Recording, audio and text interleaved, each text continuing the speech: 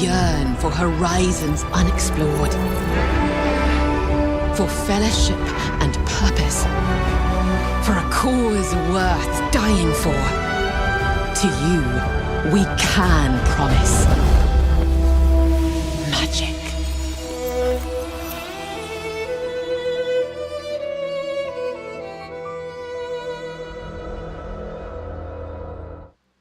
Hello everybody and welcome to Guild Wars 3 Daily, the daily show where we talk about Guild Wars 3 and also, as it happens today, Guild Wars Reforged. This is going to be kind of a bit of a weird double whammy mixer-uppy thing because despite my best attempts to pace my content out properly, you know, because the channel's been so inactive for so long, like, you know, relatively inactive, that now that I'm spinning off, you know, several regular-ass videos, I wanted to have good gaps with them. But we ended up having two at once, basically, yesterday. We had the the race video, which we shot here on Guild Wars 3 Daily. And then also we had our Reforged interview. Now, I'm generally setting this up that today we're going to talk about the races. As much, you know, so basically I got a bunch of comments and questions from you guys over on YouTube on the race video. And tomorrow I'll try to talk a bit more about the Reforged interview and we'll go into that a bit more. So we will try our best. However, if you guys in the live chat want to talk about the Reforged thing already and, you know, in the other section we that comes up, then that's fine. You know, if people are putting donations and talking about it, which I think has already happened, from Nightly Winter there with 100 SEK. Thank you so much, Nightly Winter. Oh, by the way, in that Races video yesterday, I left the donation bar on screen, and I really didn't want to do that. I totally forgot. I wanted to toggle it off. I know that they are just low-quality stream clips, ultimately. But, like, the reason I don't have overlays and shit popping up on screen for those sections is because I want them to work as real videos, and I think that they, like, 85% do.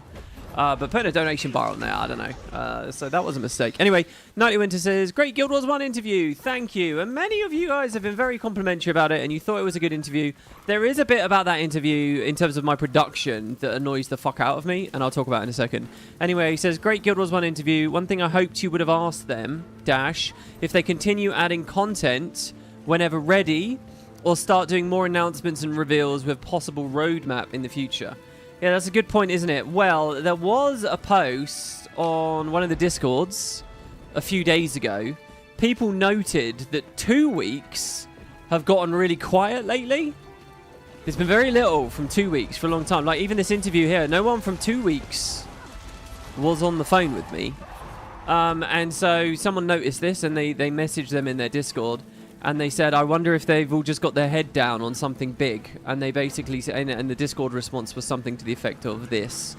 As in, yeah, we've all got our heads down on something. So it sounds like, to me, they're sort of bundling things together more than just quickly dropping them in at this point. That's not to say that smaller patches haven't been coming out for Guild Wars 1, because they have.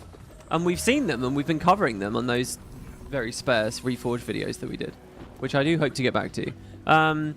But yeah, thanks guys. So I'll tell you, I may as well just tell you now, the thing that annoys me about that interview.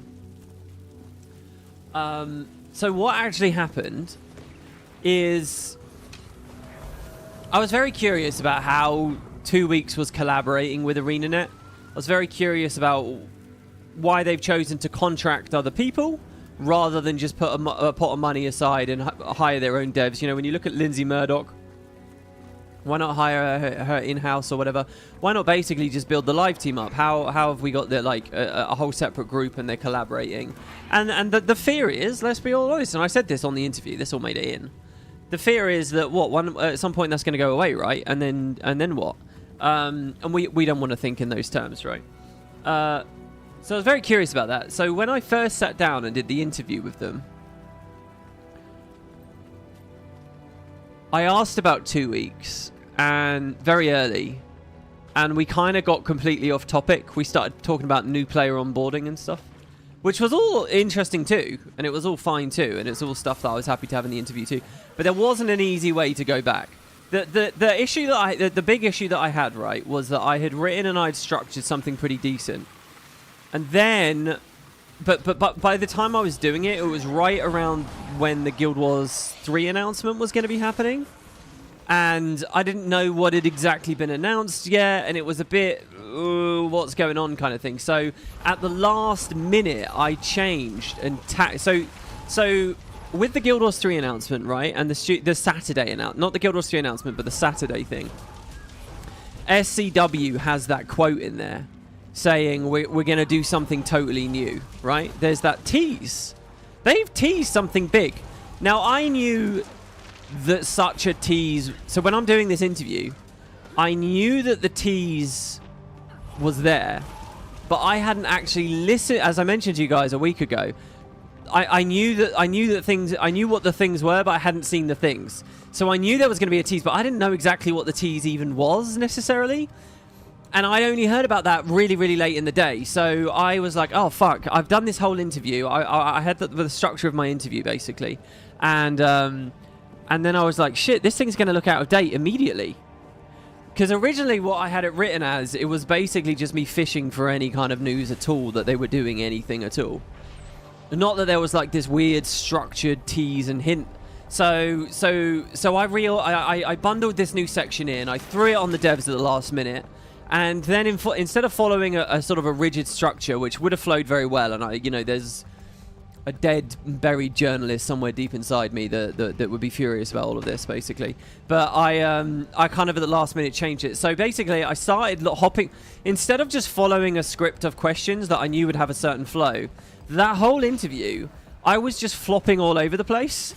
I was like trying to grab at any topic that I knew I wanted to cover, and so I was like scrolling down on my sheet and back up on my sheet and down and up, which I'm sure wasn't easy for them either.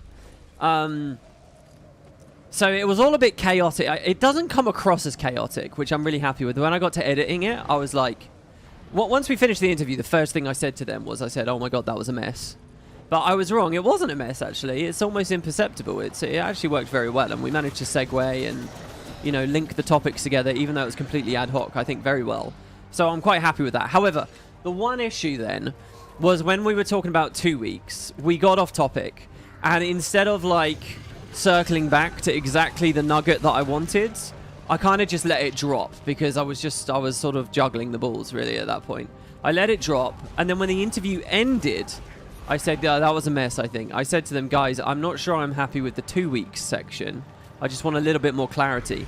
And so we recorded an extra little bit at the end, which then I edited into the original section. Now, that's pretty difficult to hear if you just listen to my video.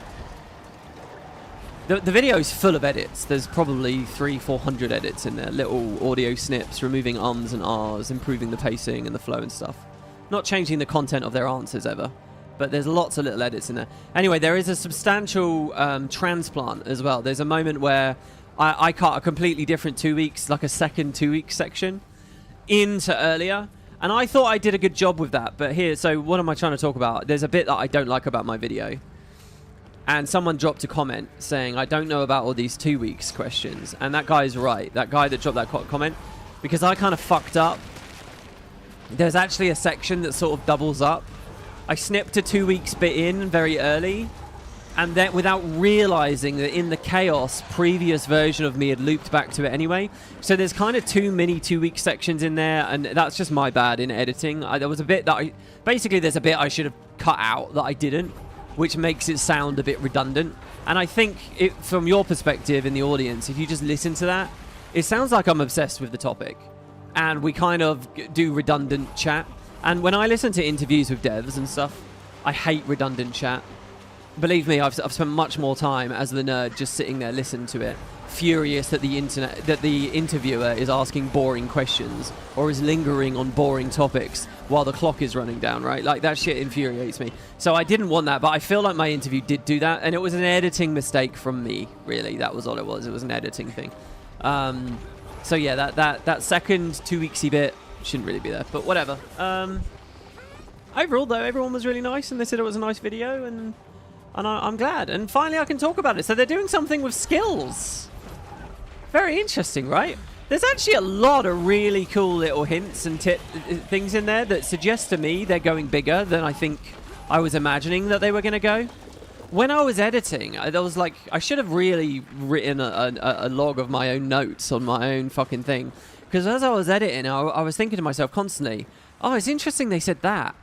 Oh, it's interesting they said that. Oh, it's interesting. Like, there were a lot of little things where it's like, oh, where's this leading? I hope that the Guild Wars 1 enthusiasts and the Reforged community find the interview and do actually, you know, watch the interview and realize that there's a bit of a big hint there. Because I to be honest, even going back to last Saturday when SCW has the initial hint out there in the studio video, I feel like the Guild Wars 1 community hasn't latched onto that enough. I feel like there's not been enough giddy excitement and like, oh shit kind of thing. Like, do you guys not see that they're like hinting at like a major fucking thing with the game? Like, that's cool as fuck. But no one's like, I don't know. I feel like, I mean, not no one. Some people have, but I feel like the fanfare is not there, you know? I feel like it could be there. By the way, why are we in Ore? I'm going for weekly. We're trying to get Orion events. And because it's suited for Guild Wars 3. And with that, we finished the weekly. Which I do actually really want to do because I've got a lot of Astral Acclaim to earn. A hell of a lot. Look at this. We're even at 40 frames there for a second. Look at that. Even in Ore. I suppose there are some players around. God, if when we get this new PC, it means that we're going to have really buttery frames in Guild Wars, it's going to be amazing. Better late than never, right?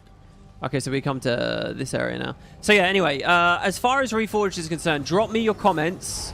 We're about to talk about Guild Wars 3 a bunch, right? But if you've got thoughts, keep the comments coming. Tomorrow we'll dedicate a lot of discussion to it and all the little things that they said. But it was fun. It was nice to do an interview.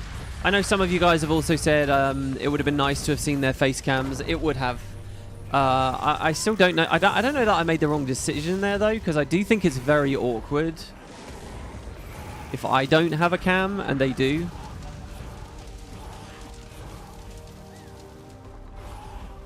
But yeah. Right, what else have we got? You think I'm onto something with the random mode or a deck builder type mode? Well, the three big theories right now are something about randomization. I don't know. That doesn't count as a separate big theory. Right, the whole roguelike or roguelite, which term am I supposed to be using? Roguelike or roguelite? That's obviously a big idea. That could be really cool. Drafting within the game. Oh, some kind of drafting thing. That's epic. If 2 weeks and Arenanet are actually going that far to add like a drafting mode, that's so cool. Is that going to just be another accoutrement? I don't know, because in the interview, if you listen to when I'm asking them about accoutrement, it kind of sounds like they're moving on from it, or... Well, no, it didn't sound like they're moving... How do I phrase it? I mean, you guys heard it. It sounds like it's not the ultimate priority to do accoutrement and then accoutrement and accoutrement. So I tend to think that the hint is disconnected from that. I don't know.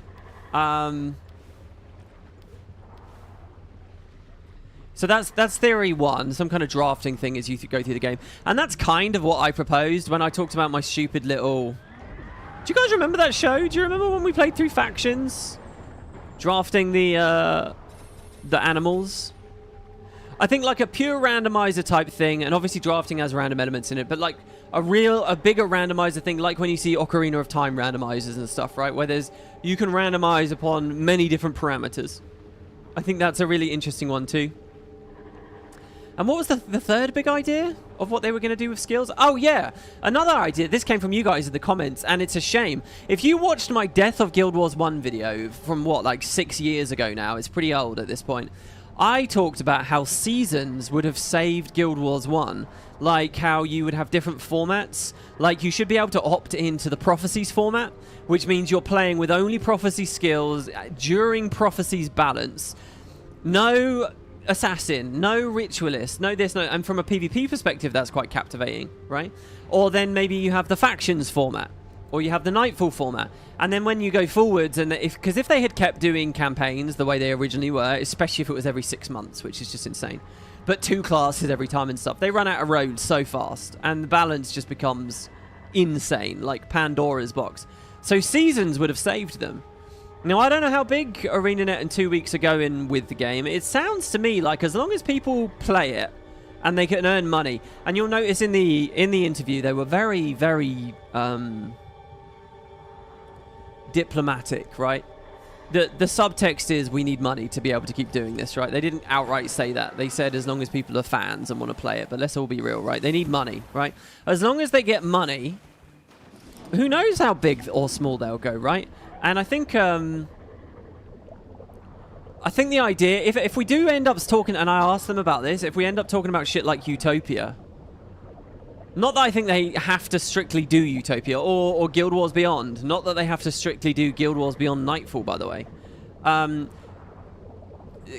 Finding formats and seasons and settling on that is also a really good idea. And that came from you guys in the comments. So those are kind of the 3 big ticket theories I have now at this point. I don't know what you guys think there. And yeah, on the note of Guild Wars Beyond, isn't it interesting that I was speaking to fucking Mike Z, and he outright said, yeah, I'm the guy that wrote that story. I wrote the fucking Beyond story. I know what it is. I thought it was really interesting that I'm having this interview with him today. But if I had had this with him 3 years ago, and for many reasons that could never have happened, but if it had somehow happened 3 years ago, he would have happily told me all of those stories, that story and that idea and those designs. We would have, because it wouldn't have mattered. But now all of a sudden it matters again. It was something we could have had and now we won't. This is very risky, by the way. It's very unlikely I'll kill the shark. We will see. Yeah, almost 0 chance. Almost 0. Especially on Weaver Underwater, where I don't know this shit. There are definitely builds and characters that can kill the shark solo. If we get a player here, then we can maybe do it. I don't know why I rallied there. Some kind of mob nearby. If I had high enough CC output, I also might be able to keep him at bay just enough. Well, there's a player there now.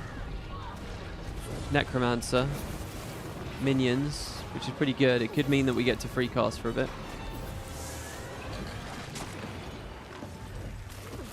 I absolutely have to hit the heal skill every single time without fail. And we have to keep kiting so he can't keep biting us. I'm playing Minecraft at the moment, and in the Alex Mobs series, he has these crazy like leviathans and shit that chase you while you're sailing around on the boat all the time. And this is oddly reminding me of that right now. I was playing that literally like 2 hours ago. But yeah, so Reforged thoughts. Don't put them in the live chat. Put them as comments. Put them as comments so that I can screenshot them easily for the next one. All right, we had another donation. Thank you, guys. I have a sneaking feeling that the PC fund is going to slow down a lot now. I feel like we've all burnt a lot of cash immediately, and we're all feeling the sting now. And the number now, there's no good thresholds left now. We've hit $1,000, but we're only 1/3 of the way there, and I think it's going to go slow now. So those of you who are still holding it down, you're all legends, including world's largest iPod here with $20. Thank you so much. With regard to playable races, there you go. Look at this guy. Look at this legend. He's on topic. Arenanet have already created non-anthro playables in the form of mounts with their combat abilities. The only catch is that the playable race has skills and armor outside of the usual system. Yeah, exactly. Like a mount you can't equip gear onto and customize the way it looks in 100,000 different ways, you know. You can't tweak its hair and its nose bridge and this and that and the other thing. Absolutely. You want the questions on this video or the Guild Wars Reforged videos? Either. It doesn't matter. I'll be looking at them both. I'm going to be completely honest, guys. My main thing that I'm doing at the moment is I'm clicking the videos, and the ones with lots of thumbs up, I am screenshotting. If you get a lot of thumbs up, I'm prioritizing those. So what does that mean? That means, you know, appeal to the crowd and thumb each other's shit up. If you want to see something answered, thumb them up, because when I have multiple videos to pull questions from on the go, I'm much less likely to go digging into, like, you know, the newest first or every single one. Normally I read every single one, but when we get busy, not so, and when it's redundant and it's the same question over and over and over again, I tend to prioritize the high thumbs up one. But for a few days, the last few days, I haven't actually read every single comment, I must be honest. Anyway, yeah, sorry. So anyway, I've answered that as well about the mounts. I don't know whether that really fits. We got a lot of really good questions about mounts, not mounts, about new playable races today. Lots of fun ideas. But let's stay with the live chat for a second here. Yeah, I hope you guys are all doing good. Yes, we are getting earlier in the day. it is my plan to get earlier in the day. I am nervous about the neighbours. And we're going to have to put it earlier in the day where, you know, frankly, more people will watch the streams if it's earlier in the day. And if I want to start, you know, doing this as a pre-show almost to the Guild Wars Reforged episodes or whatever else, it's going to have to be earlier. Lately, I've been starting these episodes around 10 p.m. What I would ideally be starting them around is 5, 6. But we'll slowly work our way towards that. WP, how far back can comments come from for videos? Could we repost? Yes, definitely repost.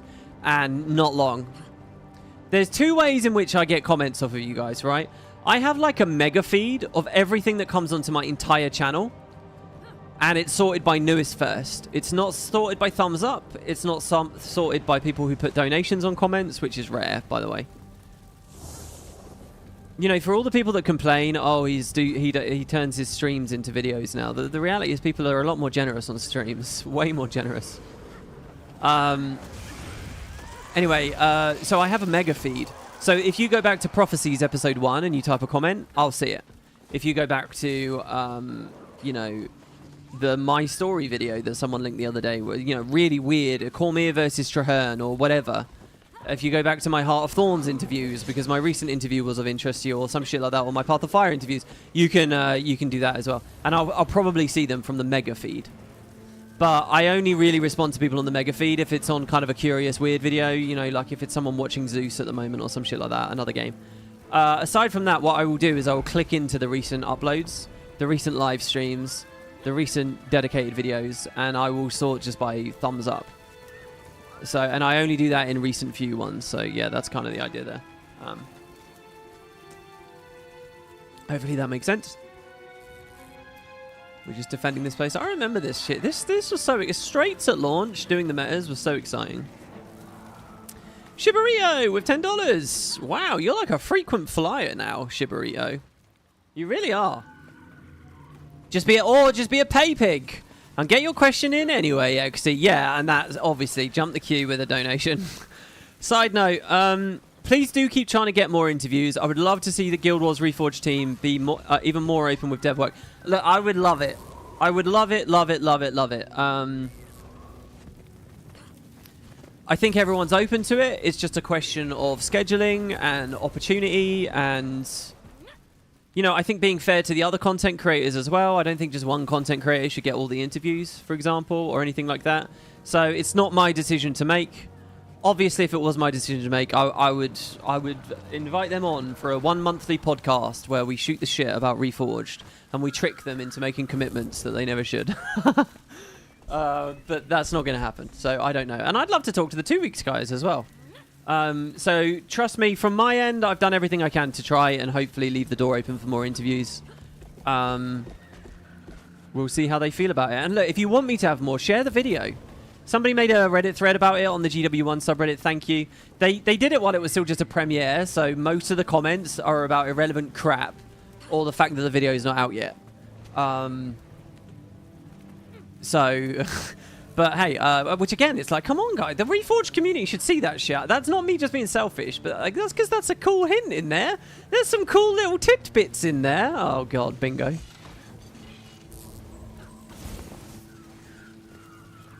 Reminder, Guild Wars Reforged news is a pay-to-win game. You are rewatching Zeus at the moment, to be frank. Well, drop comments. I see them. I really do. When I go back to your X videos and comment, you're on your 45th rewatch. You see it. Yeah, I do. I really do see it. Look, I'm not gonna pretend some of them don't snip through the cracks. Snipping through the cracks. Something about that sounds not good. Episiotomy. Yeah. But if I see it, they make me happy, and I like to respond to people who make me happy. Right, should we talk about the new races in Guild Wars? Let me scroll up a little bit here, see what else we got.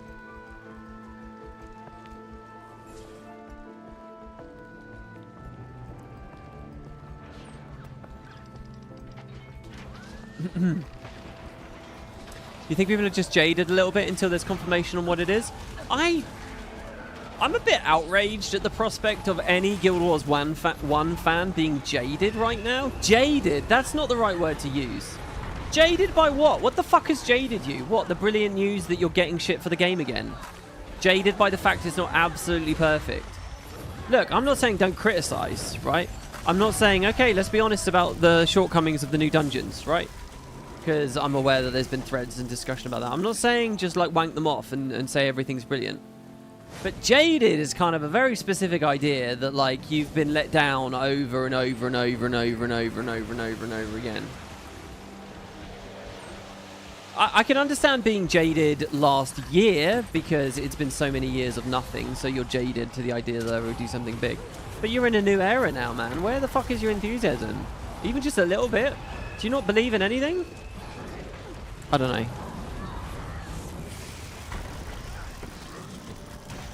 Look, if it's 3 years from now and we've been getting petty minor updates for 3 years and they've been talking a big game for 3 years, then you can be jaded. But not yet, all right? Here's who can be jaded. People who are looking forward to my next FF14 series, right? They can be jaded. That's where you can be jaded. Dude, we're getting through this fast. 4 more events. Who would have thunk it? A region with 0 renown hearts equals lots of events. Ooh, the village of Ren. I want to go over there. Adstrail with the 200 CZK. Thank you, Adstrail. The only way I see there being more than 3 playable races in Guild Wars 3 is if some of them reuse body types, like Allied races and WoW do. I missed a stream, so this might not have been brought up. This will get brought up a lot today. A lot today. I think it's wrong for us to try and talk about the idea of multiple races in Guild Wars 3 without talking about the feasibility of it. And we've done a bit of it already, but some of you guys have some good YouTube comments about that. But you've taught me something there. Hold on. You've not only given a donation, but you've taught me something. So how does WoW do it? They reuse fuck tons? So Guild Wars 2, as far as I know, don't they reuse it for 3 out of the 5? Sylvari, Norn, Human are all effectively the same... What's the word? Skeleton? Rig? Model? What's the word? They don't all have identical animations, and there is a difference in the armor they wear sometimes, right? But generally speaking, they're all the same with the part of the same package, right? It's just the Norn and the Asura that kind of have... Am I wrong? Listen, this is the thing. I'm kind of out of my element here. I don't know exactly how it works. Are you telling... Now, WoW's got loads of races. And WoW has, like, loads of sub-races. That's a feature that I've always liked. I always thought that Guild Wars should do that. Guild Wars should give you a char and then a choice to be a flame forged if you want, right? For example. You know, it's like a different iteration of the char. But it's the same sort of model and stuff. Rig, skeleton. See, now I don't know if these are all completely distinct things or words for the same thing or what. For example, a blood elf is a void elf, is that exactly? In WoW, there is a race and an allied race. A race is a whole new race, a new starting zone, animations, etc. An allied race is an extension of the main race. Oh, that's what I'm talking about. Okay, same rig, same animations, but different background tribe. And visuals. And don't they get different class skills and stuff as well? Every WoW expansion adds some new playable races, but they now all reuse rigs and animations from existing ones. So they've laid down the groundwork and they just plug in. So I guess from Arenanet's perspective, when we talk about the Forgotten, right? A snake species and all of their leg armor and their boots armor and all that shit is going to have to be different, right? And their walking animations and stuff. For Arenanet, it comes down to, okay, can we justify this? Because that's a whole new bucket of stuff that will only ever apply to the Forgotten, because we don't have any other races that will ever look like this. Unless, of course, they add the Naga and the Crate. And if they do that, are they captivating enough? I mean, they are if you ask your writers to make them captivating enough. You change the setting. Forgotten in a pink bikini. You know what's cool about the Forgotten as well? It's not just that they're snakes, right? It's that they have 4 arms. If Arenanet did the Forgotten, it's just an incredible thing of like... You know, like how in Guild Wars 2 when you're in Asura and you're casting Meteor Shower, you like dance around the staff. But if you're a Char casting it, you're holding out in front of you or whatever. Imagine being like a Forgotten casting Meteor Shower and they're twirling it and spinning it like a baton across all 4 arms and stuff, right? Imagine their idle animations while they're holding an axe and they throw it from one hand to the other, or they quickly swap it from above to below and shit like that. They could do so much with the 4 arms. Just the 4-arm thing is already pretty fucking epic. But 4 arms plus slithering around? Like, that's... I doubt you'll find any other MMOs that can go as hard as they could go on the Forgotten. They could go hard on the Forgotten. The Asura Hollow Leap. Oh, Photon Forge 2 goes so hard. Yeah, man. Some of the most fun I ever had in this game was PvP on my Asura Engineer. My Hollow in PvP. There was a little window during POF that was so fucking fun for Hollow. It was unreal. I mean, it was busted strong, but, you know. The flow and the feeling of it was exquisite. How and why are the Forgotten so smart? How'd they even figure out glint stuff and cleansing? These are all excellent, epic questions. There's a very cool theory I've latched onto, which is that the Forgotten are actually responsible for ascending the human gods in the first place, somewhere else in the myths. I love that theory. I think that would add such an interesting twist. And they kind of created these entities that became greater than themselves. So then they begin to worship them and they feel responsible for them and stuff, and that's why they work with them. And the Forgotten are cool, man. They're well up there.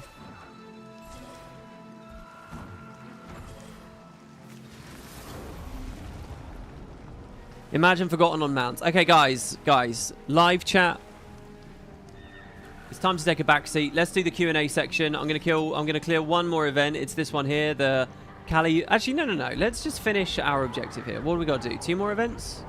2 more events. And then we can go on to the Q&A section. And we can explore and think about ore as we do so.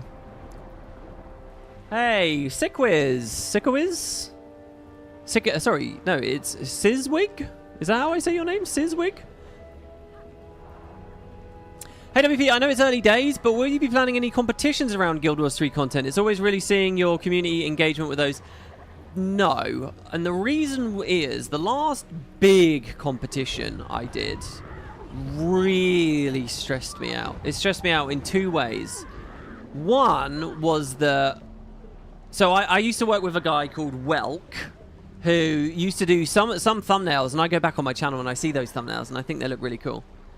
I'm open to changing my thumbnails again, by the way. I don't know, a new era, a new day dawns. We could try something like that. Anyway, Welk was incredible. I hope he's had all the success. I haven't spoken to the man for years and years and years. Anyway, when I was running that competition, he built a WoodenPotatoes website for me. Do you guys remember we actually had the WoodenPotatoes website? And on the website, I put my affiliate link. And one of the big stresses I ended up having was a bunch of people started talking mad shit about me, saying that I shouldn't have put my affiliate link there because the videos in the competition linked there, and then it was my link, and it was like I had put my link on their channels, which wasn't something I thought about on any level. But like, a lot of people were very, very angry and bitter and accusatory, and I don't know how much of it was just jealousy about how popular that competition was and all that kind of shit, but I don't know. I hate saying that. That sounds so sniffing my own farts. But that was one thing that was really stressing me out, and I thought this isn't worth it. The other thing, and I'm just a coward, right? The truth is I'm a coward. And the other big stress, the real stress, the major stress was I hated picking the winners.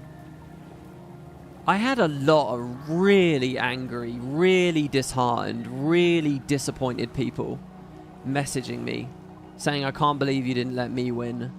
I put so much effort in, blah, blah, blah, blah, blah. Right, and I get it, right? I know, I get it. Sore losers. and all that shit. You know, they shouldn't have done that. That's on them. It's not on me. Blah blah blah blah blah. But whether that's their immaturity or not is irrelevant to me.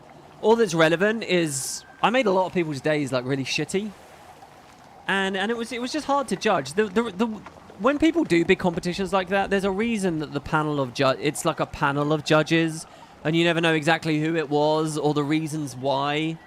You know, doing this whole YouTubing thing is a very personal thing, and you know, I'm sitting there personally picking between one person's live action beautiful thing and another person's and stuff.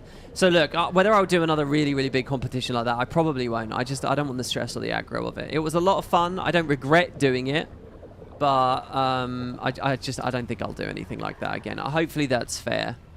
It was cool though, and it was a fun moment, wasn't it? Moving into POF.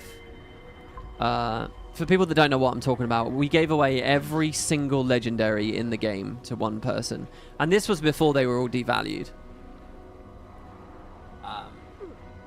You won it all. You won every single one. I think I have some screenshots out there somewhere. I don't remember the name of the winner, but I think I have some screenshots out there of just me sending all these mails with just countless legendaries. There's been a few times, and that's not the only giveaway we've ever done. There's been quite a few times over the years where when we'll do our giveaway, you know, of like, you know, thousands and thousands and thousands of ectos, or thousands and thousands and thousands of mystic coins, I'll get emails where they'll say, your account got flagged for like seriously suspicious activity. But then we saw that it was Baradin 3164, and we're like, oh, that's WP doing a giveaway, don't worry. And like, you get to sail past the check or whatever. But it's kind of weird when you start doing those big mails of all that shit. It just looks like someone sold their account, or it's a gold seller or something like that, which usually gets people into trouble. But yeah, so I don't know. That's an interesting question. I didn't think anyone really thought about that stuff anymore. But you notice I haven't done it. You know, I kind of bowed out of a lot of things in recent years. Icebreed Saga forwards. But yeah, sorry. There you go. Hopefully that's a good answer. Ice Frodo 1583 with the 10 euros. Thank you very much. Hello. I love your content. Do you think there is a possibility of the Holy Trinity will come back to Guild Wars 3, since they mentioned it will be focused on smaller groups, or will it be similar to Guild Wars 2? That's a very cool question, because that's one of the big topics we're going to be dealing with as the series goes along. I'm very interested in this. In fact, in the Spud Discord earlier today, there was a bit of chit-chat going on.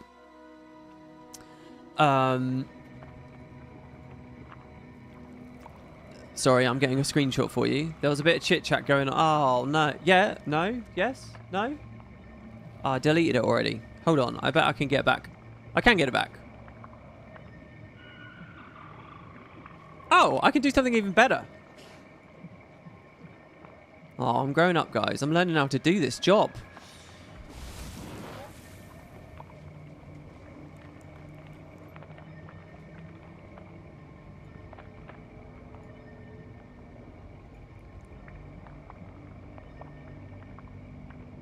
So there was a discussion going on in the Spud Club Discord about this earlier today. And it got me onto the Wayback Machine. Aha, my favorite. Do you love me some Wayback Machine? Because these, as far as I can't tell, they're not hosted on the wiki. They might be. I just couldn't find the portal and like the, you know, that there is like a category for Arenanet blog posts and stuff, but it's a bit empty, and I don't know. All I could find was the link roundup. So anyway, I went to the Wayback Machine. I'm going to be covering this stuff seriously as we move forward through Guild Wars 3 Daily. I'm going to be doing a series where we look at the press they did going into Guild Wars 2, their philosophies going into Guild Wars 2, and we'll be speculating how this is informing them for Guild Wars 3 14 years later. But if you look here on the right, the top right, they had a bunch of articles on combat. A name you guys won't have heard of for a while. Actually, I think Z mentioned his name in my interview yesterday. Eric Flanham. I don't know what Eric Flanham's up to today, but rolling into Guild Wars 2, the guy was prolific. He was in all the interviews. He was writing multiple posts. He was giving like combat walkthroughs and stuff at conventions. He was doing loads of stuff.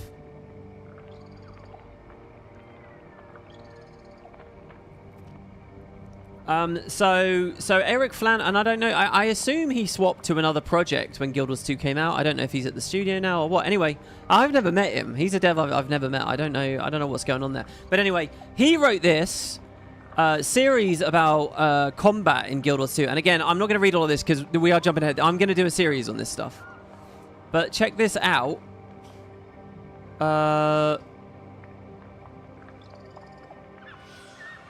Shit, this isn't the right thing. No, I think it is. This last interview here, a new way of looking at healing and death.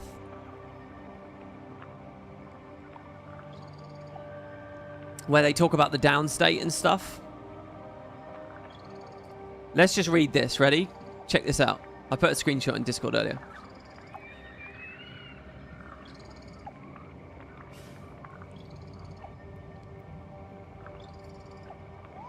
Simple systems like this, along with cross-profession combos, the dedicated healing slot, help free players from the MMORPG shackles.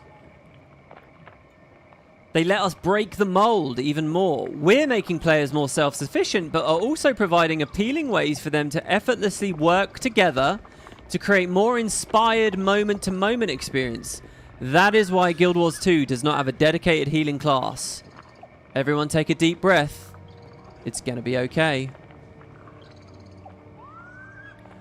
I'm skipping ahead. We keep hearing other MMO developers espousing the holy trinity of DPS, heal, and tank with such reverence, as if this is the most entertaining combat they've ever played. Frankly, we don't like sitting around spamming looking for healer to global chat. That feels an awful lot like preparing to have fun instead of having fun. Instead of the traditional trinity, every Guild Wars 2 profession is self-reliant. Not only can they all help each other by reviving in combat, but all professions have ways to build their characters differently to make them more versatile for group play. Ultimately, DPS heal tank just didn't cut it in our book, game. Our players demand more from Guild Wars 2, and we intend to deliver on that demand instead of delivering more of the same. Not only is the Trinity very formulaic, but it leaves out a lot of gameplay elements that make many other games so much fun. Instead, we break the Trinity categories down into a cooler, more versatile system. We have DPS, support, and control. And this is an excellent post to analyze, and I will be doing it in the coming weeks. Their ideas, how they didn't really do their homework on their ideas, how their ideas got confused for other ideas, and dead and buried, and how they went back on them over the years. And anyway, this is all fascinating shit. And it's especially interesting now as we move into Guild Wars 3, because they talked a lot of shit about the Trinity. And they talked a lot of shit about static experiences. And while your average fan doesn't remember this article anymore and won't be able to do a very clear A-B comparison or whatever, if they go back to the Trinity, they have to eat humble pie to some degree, right? Do we think that they'll do that? I don't know. You can see already here, by the way. You can see even in Guild Wars 2, where they talk about whole other games. When they talk about other games are a little bit more dynamic or whatever. What are they talking about? They're already talking about action RPG games, console games. They're already aspiring to make MMOs feel more like those. That's already the world that they're in and what they were trying to do with Guild Wars 2. And by the way, despite the fact they never got it on controller, they were still very, very successful in creating a far less static experience. So, you know, I do compliment them there. But yeah, this is fun shit. I hope you find that to be a €10 response. I love the idea of quoting our Euro responses. Do I think there's a possibility of the Holy Trinity? I think they'll do roles. I don't know whether they'll call it the Trinity. It's not just about eating humble pie, but they encouraged this fanaticism against the Trinity in their own community for years. And so now you've got a weird thing where you have like the diehard MMO nerds that love the Trinity and see what's good, and they've played Guild Wars 2 and they've played the other games and they've made the decision. And then you have the Guild Wars 2 nerds that are diehard anti it, and Arenanet need to appeal to both communities. Well, or do they? Or do they? You know, I can equally imagine an article coming out from them saying, hey, in 2011 we talked shit about the Trinity and we still believe in a lot of that, but Guild Wars 3 is a very different game. We're going to try and find a different mix this time. And, you know, what's so bad about them saying that? What, some salty, bitter, hunchbacked nerd sitting in a dark room goes, that's wrong. You know, it doesn't really matter, right? But we'll see. We'll see. Skylight with £50? Dude, Skylight, thank you. What is this? Should I talk about this? Is this a leak? Is that a leak attached to 50 quid? Asking that question twice probably isn't a good idea. What do you guys think in the live chat? Should I read that?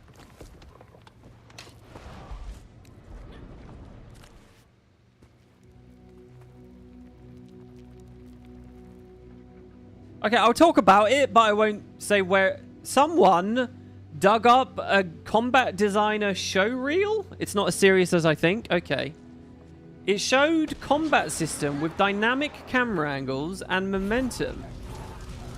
Your thoughts on what the Guild Wars 3 combat system could bring? P.S. Love the Reforged interview, even as a non-Guild Wars 1 player. Thank you, and I think I remember you dropped a comment to that effect. It's not a leak, it's available in public. It's a designer's portfolio. Yeah, you still have to be tricky with that, though, guys. A lot of shit has leaked through your art stations and portfolios. In fact, that's the main place that shit leaks. People get contracted by the studio, they do stuff, and then like 3 years later, they're like, I'm sure this is okay. And then stuff gets pulled. Like all that Project Arrakis stuff from years ago. Remember, as soon as we talked about, I think we dropped that news first. As soon as we talked about that, like the website started disappearing. That's interesting. That should be a topic of Guild Wars 3 Daily. I should find that. We could put that on. That can be an episode of Guild Wars 3 Daily. Maybe tomorrow's. I'm out of the loop. We need links like that. There's a channel, guys, in the Spud Club Discord called WP Content Help. A lot of people don't understand what that's for. That's you helping me. That's not me helping you find content or me helping you, you know, dig something up or whatever. No. It's far more selfish than that. You get thrown to the wolves. This is about you helping me. No, it can be both ways, obviously. But that is the place. If you guys want to help me and post sources to shit or whatever, drop the links in there and I will find them. My dad works at Arenanet. He can confirm. I don't know what to say to that. My thoughts on what the combat system could bring.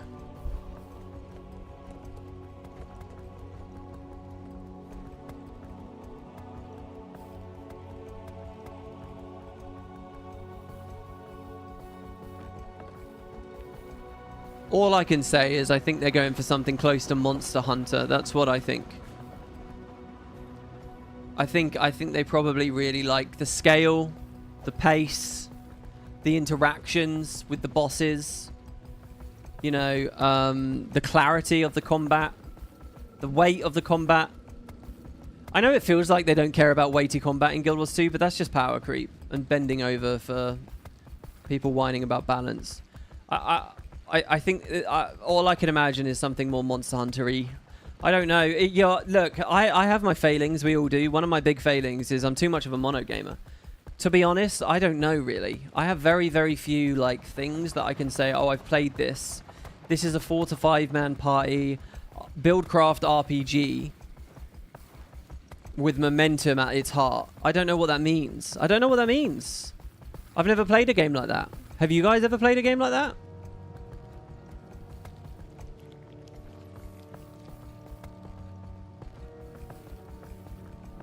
Like, we can talk about Monster Hunter, but people don't run around summoning undead and casting firestorms and shit like that in that, right? The monsters do sometimes, but a Monster Hunter approach to gear would be pretty cool. I'm doubtful they would do that. That's very gear treadmill, isn't it? That's very, very... And I love it. I love Monster Hunter for that, and I think they have a great gear system. I don't know whether Arenanet loves it. I don't know whether Arenanet's community loves it.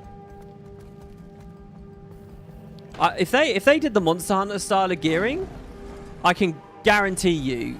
Well, I can't guarantee you. But I feel very strongly, after being a part of this community for 20 years, that people would throw their shit at the wall about that. I don't think people would like that. Monster Hunter sometimes requires you to kill the same boss twice. Grind. Let's grind. Be still, my beating heart. I had to kill it twice. That's predatory.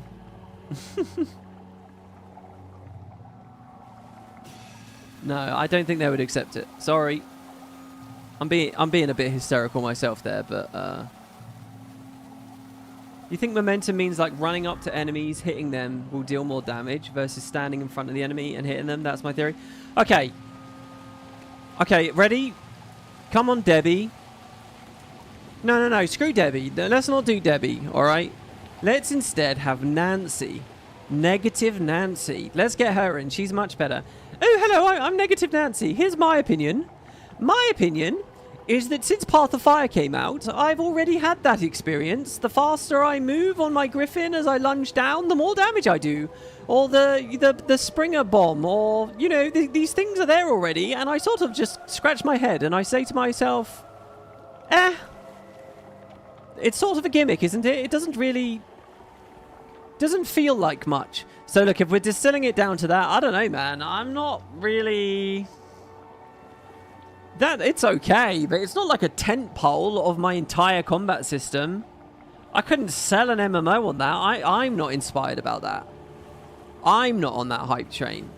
And I'm just hoping that it's because I'm wallowing in ignorance. And I probably am, right? Wallowing in ignorance about this, and what we will see is that it's amazing when we see it in action. I don't know what that show reel looks like.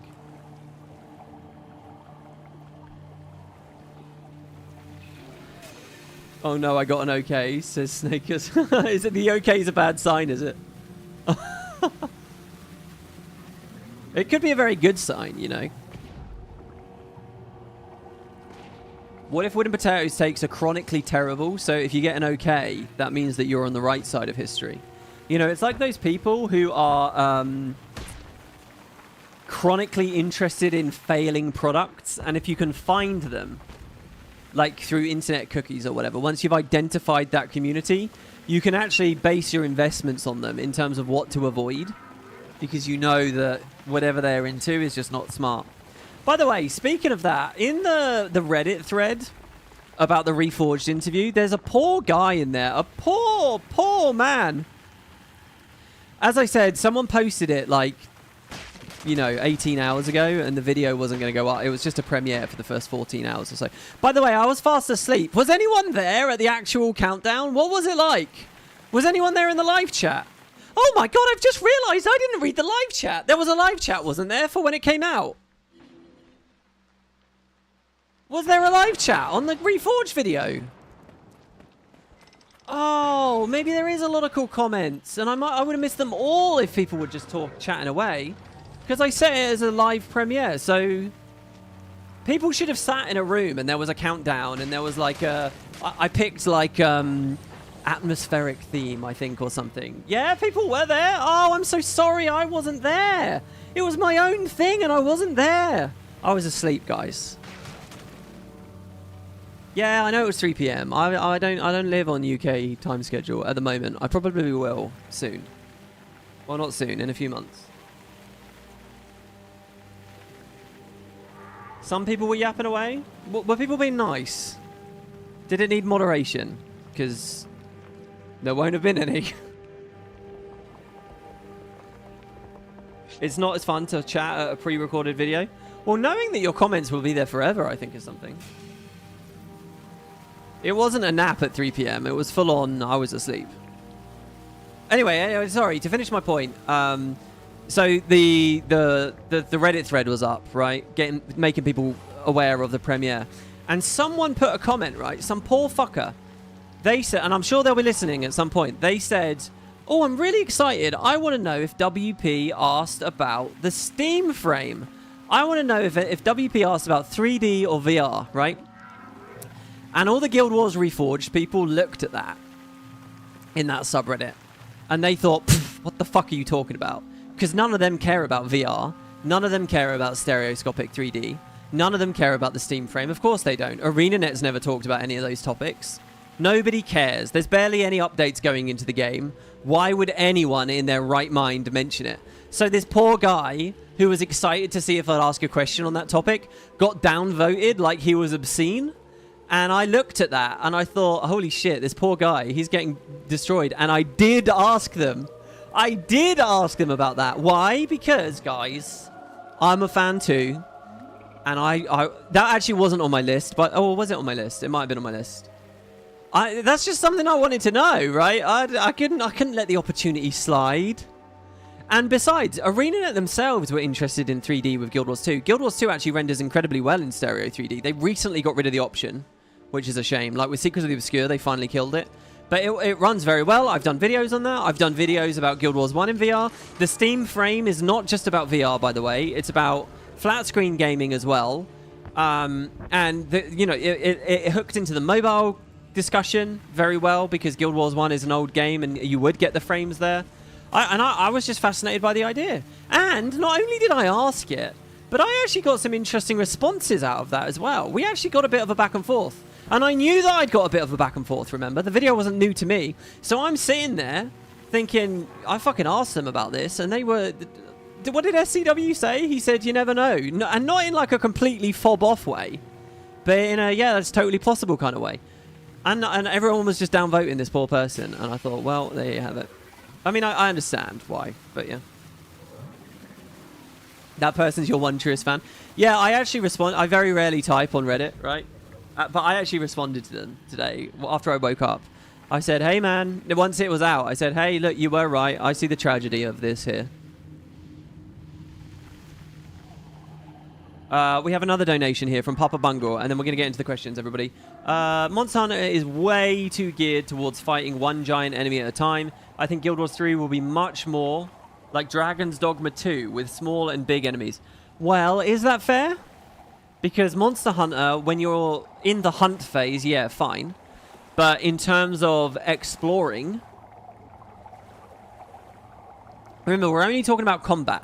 So we're not talking about anything else. But as far as combat's concerned, you do participate in combat against smaller things. You know, hordes of Aptonoths and little monsters that see you and react to you. And, you know, there are lots of little Ch'tel creatures to fight in Monster Hunter. And the combat system works fine there. Right? And it can get a bit hack and slashy sometimes. And I don't know, is that right? I don't think anyone is arguing Guild Wars 3 is going to be structured exactly like Monster Hunter in every way, which is a very specific hub-based experience, right? I think what people are arguing is the combat might feel a bit like it. Or the party-based combat might end up feeling like it. Let me narrow that down even more. By the way, just one final thing. There's something that has been rattling around in my brain. It's been on the tip of my tongue. You guys have left many comments to the effect of, over the past 4 or 5 days, every single day I've come to do an episode of Guild Wars 3 Daily, I've wanted to express it, and I've just not quite got all the way there, or we've moved on to other topics, or it's just kind of been left unsaid, okay? So I want to say it. I want to say it for all the people that are out there in the future that might not have thought it because they're watching this in 2033 or some shit, I don't know, right? There are 2 distinct pieces of information that we've had in the press from Arenanet over the past week and a half. And I think they combine together in a very interesting way. And it's kind of related to this Monster Hunter thing that we're talking about now and the hub-based thing. So immediately, many of us were speculating it could be Guild Wars 1 style with hubs and explorable areas. But that's dead now. We know that that's dead because Arenanet have explicitly said Guild Wars 2 is kind of big Zerg fights. Guild Wars 1 is about just 8 players in terms of the massively multiplayer element here. Guild Wars 1's hub-based thing with lots of little loading screens and with you know, lots of little instances is not Guild Wars 3. Okay, that's piece of information 1. It's not a hub-based game. The second thing that we have heard is that there's not many loading screens. So it's definitely not Guild Wars 1 style or Monster Hunter style, whereby you're constantly flipping in and out through loading screens. it is a big, massive, open world where I think we can expect the matchmaking to happen while we're out there, right? Or the reason you see people less is because we're so spread out across the whole world. And they might indulge in that, Shadow of the Colossus, Journey style, or they might have something on the back end technically to deal with that. So that's just what I wanted to draw attention to. When they were talking about the multiplayer elements, you want to think about the fact they said minimal loading screens. And so like one of the good comments I saw is someone was saying, okay, Crater in Guild Wars 2 we think of as 4 different maps, 5 different maps, right? 6 with Lake Doric or whatever. But maybe, you know, an ceremonial map, Bloodtide Coast. Maybe in Guild Wars 3 it's like, okay, there's Northern Ore, Southern Ore, Eastern Ore, Western Ore, and that's like it. You know, maybe. I don't know. So that segues me beautifully now into the comments, guys, because someone has noticed something about Unreal Engine today, which, again, is another big topic. So let's go for it. Again, thank you so much for the donations, guys. If you have more donations, more questions, sorry, and you definitely want to, you know, feel free to put those donations while we're in this bit, but I'm going to prioritize. Well, yeah, just put them in and I'll dip your question in. If you want my attention and you want to work towards the PC fund, go for it. Okay, there we go. Okay, check this out, guys. Right? This is a thread on the Guild Wars 3 subreddit right now. This is not to me, obviously. This is to the Guild Wars 3 subreddit. And it says, thousands of players in the same map, exclamation mark. Guild Wars 3 might use server meshing and an open world in Unreal 5.5 instead of a hard server player limit per map. I've seen a lot of comments about 10 people per instance or 200 people per instance, but the problem is this will still feel empty in a big single map. And it's an old tech. New tech is moving to server meshing. And this means it's not a hard cap per server, but instead caps the number of players by distance to yourself. For example, you see 10 to 20 players per 1,000 meters, prioritizing your friends and known players. This is what PAX Die uses? And what Star Citizen uses. Now, we talked about Star Citizen with this a few days ago on Guild Wars 3 Daily. Pax Die? Pax D? How do I pronounce that, guys?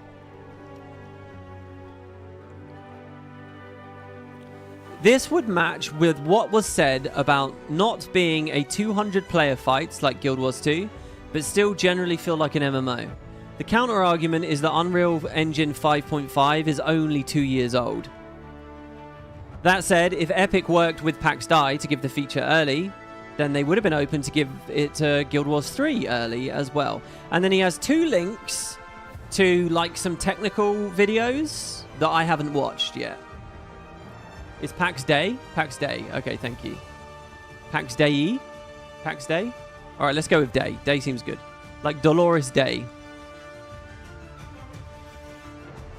Didn't Destiny 2 do it in his map? Okay, so basically, guys, I want to linger on this, and in the live chat and in the YouTube comments, I really want to hear what you all think. I want to be informed about this. Have we got anyone techie out there? Anyone in comp sci? Any devs even? What do you guys think? Server meshing. First, I just want to know about server meshing in general. I want to know about games that have used it. Secondly, I want to know it just broadly. You know, is that something that we talk about with Amazon infrastructure and shit? And thirdly, what is it in context of Unreal 5.5? Is this totally new? Is Unreal Engine 5.5 the newest thing? Have we seen other games? Is PAX Day out already? This does sound like the kind of thing they would do. My observation from where I'm coming at this from is that Guild Wars 1, not so much Guild Wars 2, sorry to say, but Guild Wars 1 was like world renowned for having like super geniuses founding the company and creating a very, very, very sophisticated network backend, doing microservices, right, before they were known as microservices. And they had that expertise there, and they had that, you know... Did you just see Liz dancing left and right there? That was funny, as I said and stuff. Is it still that same studio? Have we moved on to the point that, you know, there's not much innovation that can be done on the networking side? But what I will say is, I look at Arenanet as innovators. I look at them as people that will tackle anything on the back or the front. And that's what she said. And I feel like they'd totally be open to this, right? If it's a thing. Is this the future? The worst possible thing that your business can do is release an MMO right before server infrastructure expected of MMOs is about to change. Tirak says, isn't this how WoW has done its sharding forever?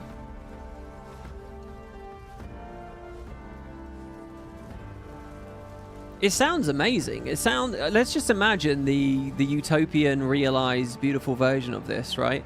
Where it's a dead game, right? Dead game. Nobody's even playing it. But because of this meshing, people are naturally matchmaking together, and you don't even realize it's happening. And there's always a good density of players, maybe in your options. You know how we have culling options in Guild Wars 2? What if... It's basically asking for the culling options to be like network side almost as well, in a way, right? Like, you know, I can say, I want to feel lonely in this game. I want to feel atmospheric. I want it to be a real crazy moment when I see another player. When I see another player, I want it to be because they are, you know, they match my profile. They live in my country. They speak my language. They're a similar level to me. They have something to trade. They, you know, we're going to give everyone star ratings like Uber, and this is a friendly person. Or I only want to see other people who are role-playing to get server meshed in with me, so only role players will appear. You know, what if you have those kind of controls in your options? Or alternatively, I just want everyone there all the time, you know? I want to exclude people who have black marks against their record because they still loot or because they kill steal or whatever, right? And in this way, Arenanet can introduce some of those friction mechanics back and make the co-op more meaningful. And, you know, did you go? I mean, like just this alone... If you are fundamentally building an MMO alone, if you know that you have this as a baseline and it works, fundamentally you can change so much about the game. And it's amazing, isn't it? Or you can just say, no matter what, I want to make sure that there's a density of about 10 people around me all the time. Sorry, always. And then the more you play, you realize, hold on, this is kind of bugging events and stuff a lot. So no, I'm gonna lower it.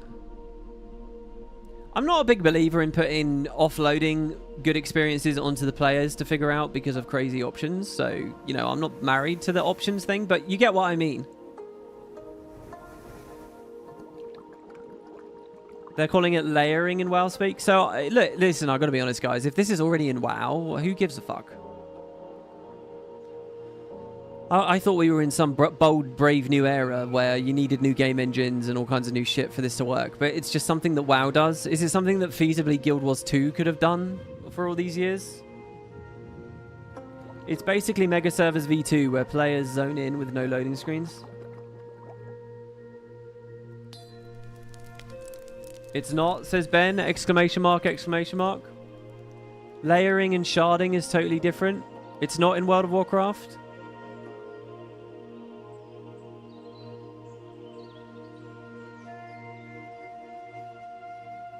The issue here as well is if you meet someone, you split up just for a second and then you try to reconvene, but now they've been silently moved to another shard, so you'll never meet again.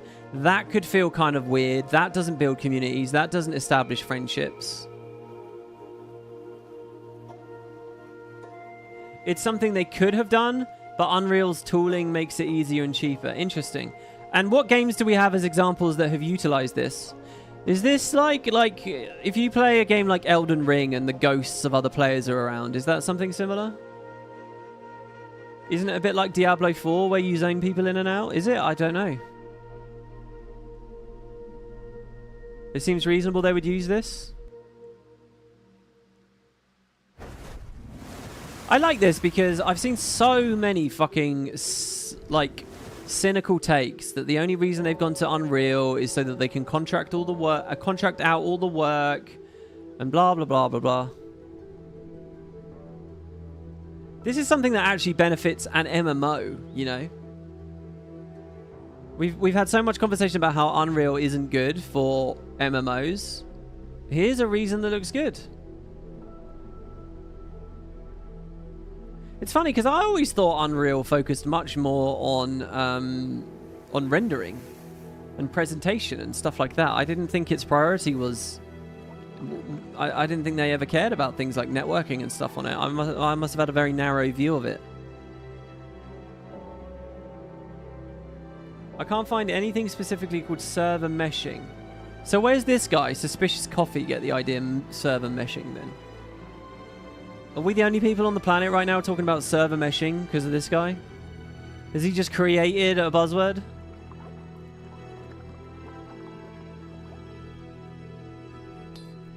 Alright, let's move on. More questions. What do we got? We've got Saint Phoenix who says, it's not just about armors though. They will want to sell mounts to players, I'm sure. And so, alright, we're finally on to the other races. It's not just about armors. So this is a cynic about the idea that they might not do future playable races. Because of this. It's not just about armors. They will want to sell mounts to players, I'm sure.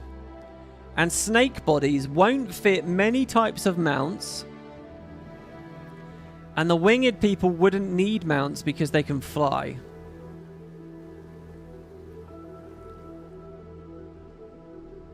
Montuterman 1 says non-bipedal races would not be as difficult as many experts claim.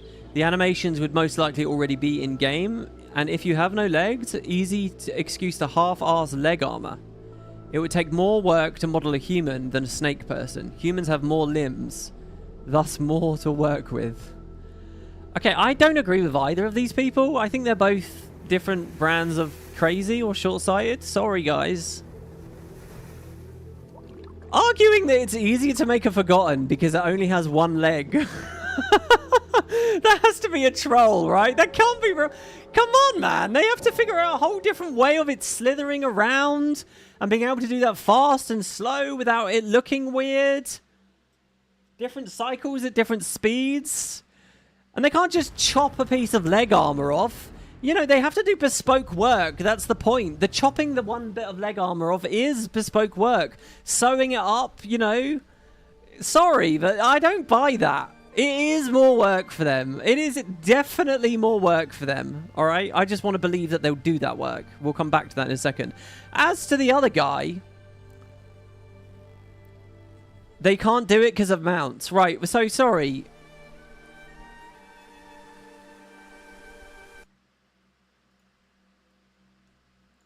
When I'm an Asura and I get on this raptor with my little leggies splayed off on the side, right?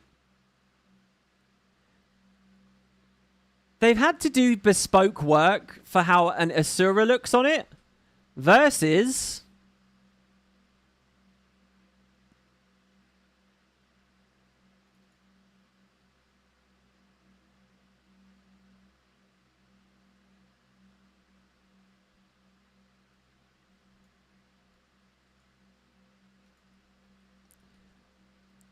when my Char gets on it, all right? The Char, for example, has a tail, which is sliding around the side. Ooh, okay. And is holding the reins differently in his arms. And is peering over it. Not to mention the idle animations when we feed it a fish and stuff. This is work Arenanet do anyway. There's no problem with having a Forgotten that rides side saddle. If anything, that would just be cool and more. No, they have to do it anyway, and then you notice that it's riding side saddle, and you see that, you know, what if the Forgotten wraps its tail around the neck of the raptor or something, and then when you're riding really fast, it's like we're flailing off the back of it like a scarf. They do this work anyway, guys. I don't buy that it's impossible. They would just have it. They would just have it ride its side saddle. So I don't buy that either. Sorry. I think it's possible. And then finally, the flying thing. I mean, come on, this is such shallow thinking, man. The gameplay mechanics first. They're not going to add a flying race that has fundamentally different traversal to everyone else. Oh, you don't wall run on the flying race. You just fly. And you get to go at supersonic speeds all the time. They're not going to do that, are they? Just because the Largos have these water wings, it doesn't mean they're going to be flying all over the place. If you get the Tengu, you'll be a flightless bird. They'll be, you know, they'll just be decorative. Not to say some MMOs don't. I was talking about Perfect World. My character in Perfect World, I can't remember what the race was called, but I played a race with wings because I unlocked flying in that game at like level 20 instead of level 60. And I played a boy, and I made friends with someone playing a girl, and I used to be able to carry her around. I remember was a feature in Perfect World. Do you guys remember that? So they're not going to do that. That's irrelevant. All right, and that again. That is a you're being Watsonian here. You need to be a bit more doylist. Were they just the elves? Yeah. So anyway, moving on. Marin Habrick says and this had a lot of thumbs here. Look at this. What I want the most is dwarves. Since we're so back in time, they are alive and thriving. Please, Arenanet, please, please. I want to play as a dwarf. And Clane Vader says, I agree. Dwarves is the 4th race at release. And then new races with add-ons. So I just want to give you guys a moment there. Yes, I hear you. I see you loud and clear. A lot of people like dwarves. They don't want to be gnomes. They don't want to be Asura. They don't want to be Lalafell, alright? They don't want to be generically small. They want to be dwarves. And so I have 2 observations here. One is something that never made it in the video that I tried to make. I think dwarves are a great candidate because there's a part of the dwarf aesthetic. Right, okay. I want you to imagine, dear viewer, that I am sitting across the table from you. We're at a diner. We're looking deeply into one another's eyes, sipping wine, and discussing the high arts, such as Guild Wars. Okay? And I speculate, do people really want dwarves? And you say, oh, I'm a huge dwarf fan. And I say, okay, what is it about dwarves you love? And what do they say? They don't just say it's about being small and having a beard. They say it's about being a tinkerer, an inventor, and they say specifically it's about gunpowder, right? It's about that kind of, you know, and that's the thing. The Char won't have that anymore. This is what I'm trying to get at. The Char no longer have the muskets and the machines of war and the engines. The dwarves do. This is dwarven shit. So when you just look at Guild Wars 3 as a setting, and Arenanet are trying to cover different bases of the setting, dwarves once again are starting to look really juicy because they give you that mechanist kind of aesthetic, and that's what people are buying into with the dwarves. So I think it works perfectly, man. I really do. Finally, though, to Clane Vader, I just want to say, dwarves as a 4th race at release? I don't know, man. I don't know. The dwarves are kind of, they're an ancient race. They're kind of their own thing. They've got a lot of their own shit happening. I think we can see them exploring Ara and traveling around, don't get me wrong. I don't know whether they're a hand-in-glove fit, and more to the point, if Arenanet are hinting at a 4th race in the current media, right? The guy in the cloak, it has to be vaguely human-sized, right? It's slightly shorter than a human. It's just a slightly smaller frame. Which, by the way, is why I think everyone is a lot of people are perfectly in the clear to talk about the Sylvari. Right? The Sylvari fit that very, very, very well, right? Not to mention the concept art we've seen in the background where there's like colored in characters. So, but you know, they may not be, they might not have the name Sylvari, and they might be different in myriad ways. In fact, I hope they would be. I hope the Asura are different in myriad ways. I hope that the Lowland Coden that we meet are going to be different. What if the Seer would be a race to play, says Arushi in chat. I covered that in the video. I don't think so. I think the Seers are really... This game's going to cover them. Guild Wars 2 is going to cover them. And I think there'll be the characters around, but I don't think they'll be playable. Flyro says, as much as I want dwarves too, it feels like Arenanet made sure, at least in Guild Wars 2, to make every race unique from the general MMO genre. Yes, you're right. We've discussed this as well many times. And I've seen this has been coming up in my comments.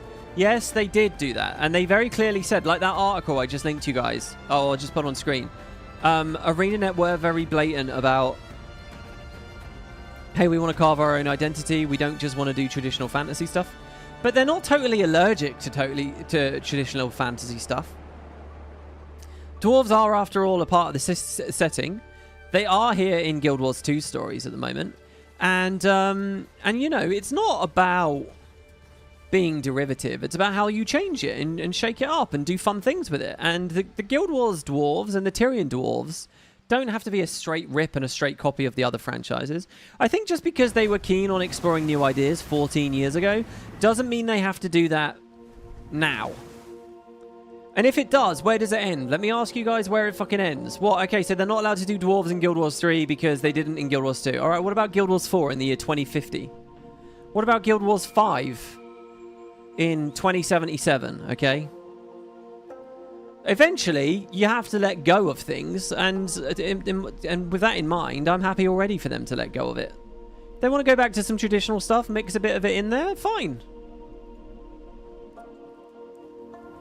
They never signed a binding contract about it, and artists need to be allowed, afforded a little flexibility, and you know, they've explored that. They've written their books and their novels without the dwarves, you know, for 14 years. The Guild Wars 2 chapters, and bring them back. If they want. Loku364 says, my hot take or cringe take. There will be no Forgotten in Guild Wars 3. At this point, my blood was boiling. I was like, I'm so excited about the Forgotten. And then he said it's 1,200 years in the past. And I thought, that's not a justification. And then he said, so there will only be remembered. And William Nathaniel 412 says slam door. Yeah, it's a joke, obviously, but it's a very good joke. And it's a good point. People have been talking about this in Discord and stuff. Yeah, they might not be called the Forgotten, guys. The Forgotten is kind of what the humans called them. It's not necessarily what they're actually called. In fact, it's interesting that in Visions of Eternity, Janthir Wilds, and Secrets of the Obscure, we haven't got the real name of the Forgotten. You know, they went far enough to name the Scepter of Ore and the Staff of the Mist and stuff. If these guys have a real name, Isgaran knows it. Waiting Sorrow knows it. These guys know it. Can you not? You know, Lihira should even know it. A bunch of them should know it.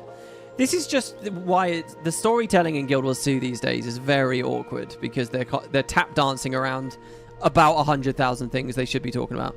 So I don't know. Maybe, keep your eye out for that. Maybe not just in Guild Wars 3, but maybe even in Guild Wars 2. Maybe this final chapter of VOE will reveal that name to us. Cossage says the Seers are still calling them Forgotten during the Alliance Summit in the VOE lore books.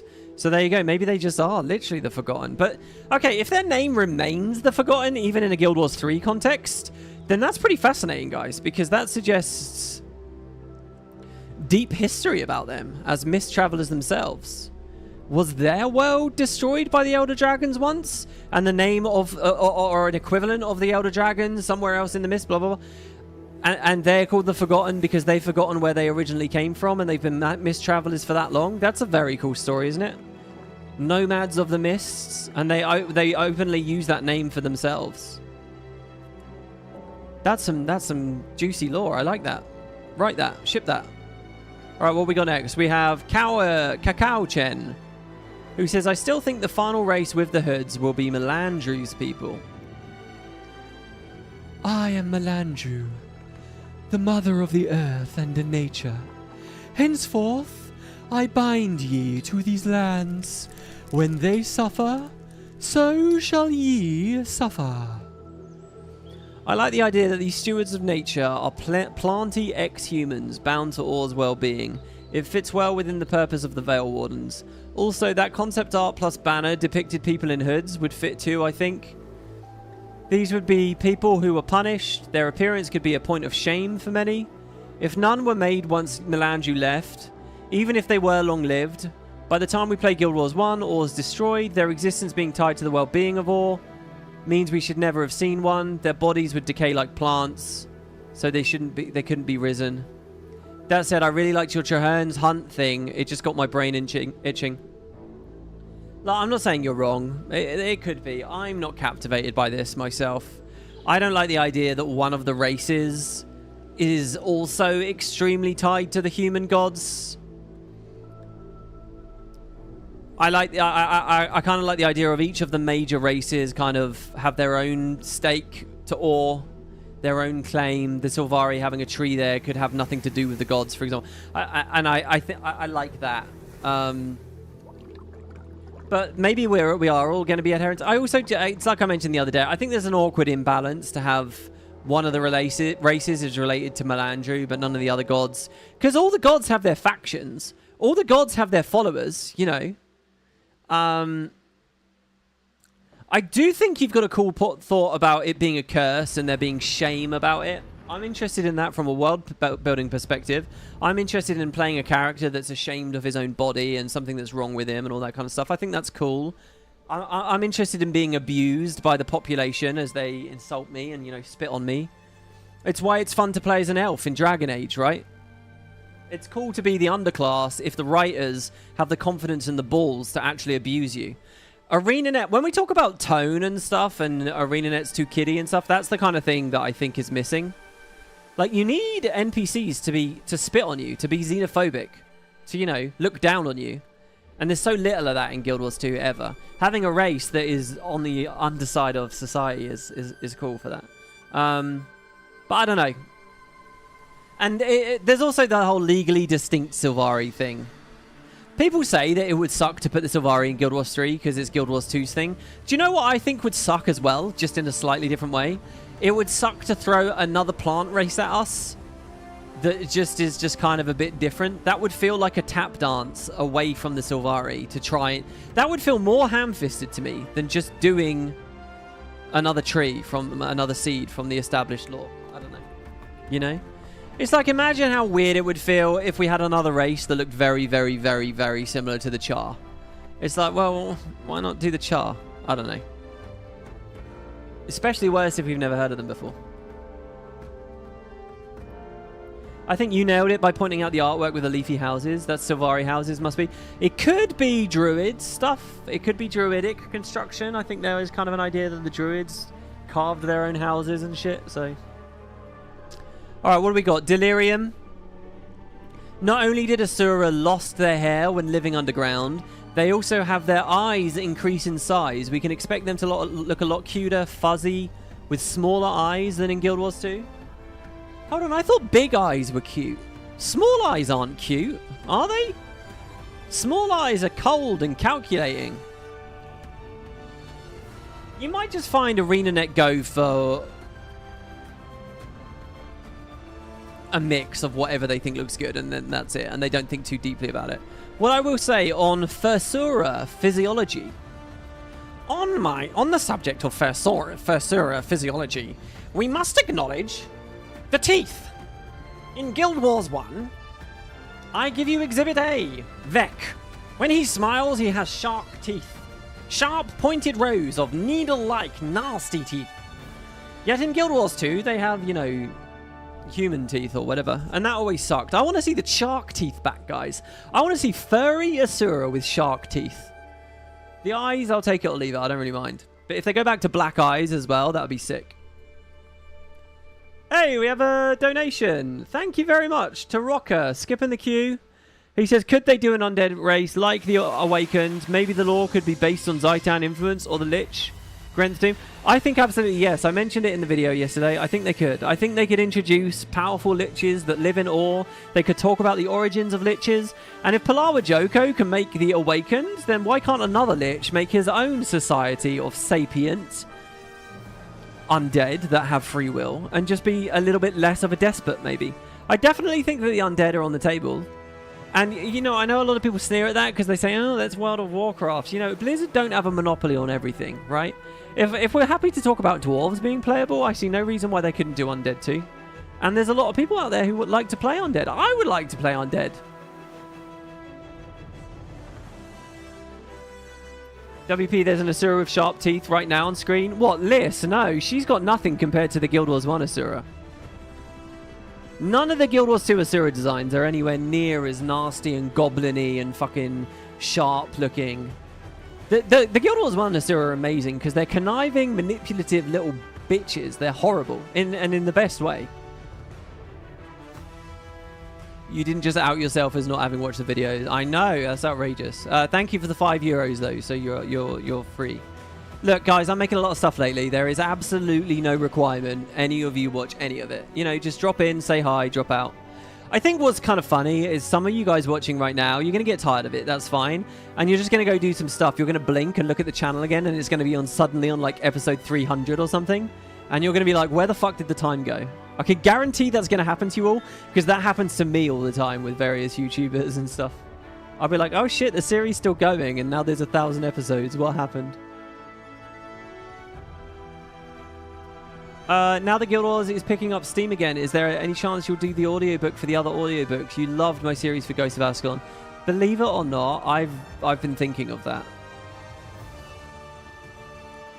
The audiobooks are one of the few series I have like genuine IRL respect for having done. And I like the idea. I really hate the next book, but we could. How many chapters is it? We'll see. I'm gonna prioritize this for now, but never say never on that one. Right, let's move on here. Segment YouTube.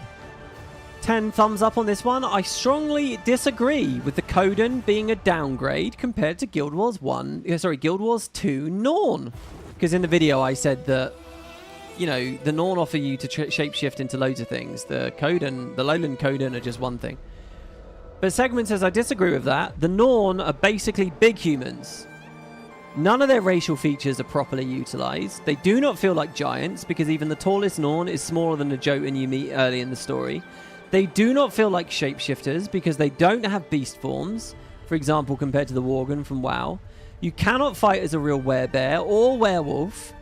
You can sacrifice your build to use lackluster racial skill that hides your fashion and your skills. For me, Coden actually fixed this issue.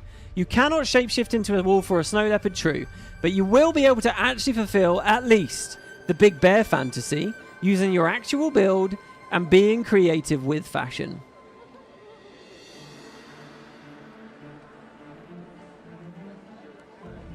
I think this is really poorly reasoned. I'm sorry. You've just listed me a bunch of stuff that is absolutely true. You're definitely right. You're 100% correct, right? But those are problems with Guild Wars 2 that are not like immutable problems with MMOs. That's Arenanet's dogshit design and handling within Guild Wars 2. That's their philosophy about racial skills in Guild Wars 2 and their inability to find a way to solve it, such as racial specializations. Can I just say, huh? Huh? There's no reason all those problems have to come to Guild Wars 3.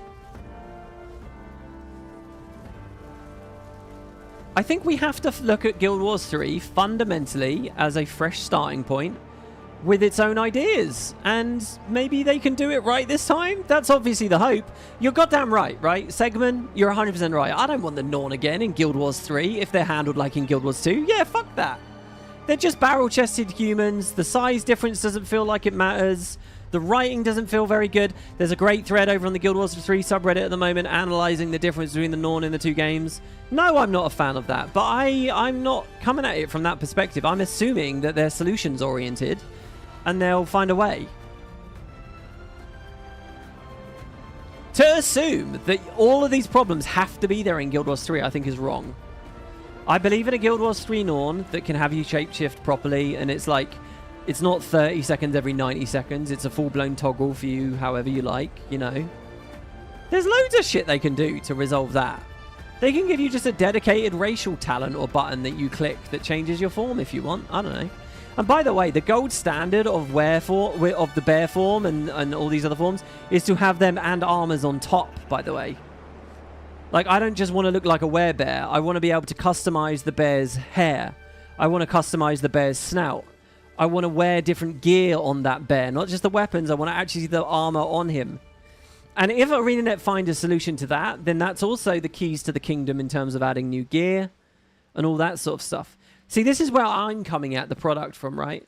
Like, if I'm in those early meetings at Arenanet HQ and we're talking about making Guild Wars 3, surely you're trying to build this shit into the engine, right? And look, I'm not in comp sci. Maybe I'm talking about stuff that's utterly impossible. But hopefully not. Go the WoW Worgen route. A Worgen is one of the rare things I've actually played in WoW. I think I did a stream on it once. You start as a human in the tutorial, don't you? And then you get changed. But yeah, 10 people agreed with that, and I think all 10 of you wanna broaden your horizons a little bit. But you know, I totally agree. The Guild Wars 2 Norn, they have fallen so hard from grace, and then the one fucking Norn character we got in the main story, Bram, they wrote like a human, and they did the most controversial story with in that we become his enemy. And they killed the other one. There's actually a thing in this franchise about like Norn death syndrome. There's a certain route you can take through the personal story that just brutalizes the Norn. It's just filled with dying Norn. Here's a new Norn character and they die. Here's a new one and they die. And it's just dying Norn for hours and hours and hours until like finally Air dies and then it chills out a bit. You two choose the bear. You're referring to that social experiment thing, aren't you? Where people asked internet denizens whether they'd be more comfortable with a human being or a bear, and they said they'd be more comfortable with the bear, and people were outraged because of the inherent sexism in that.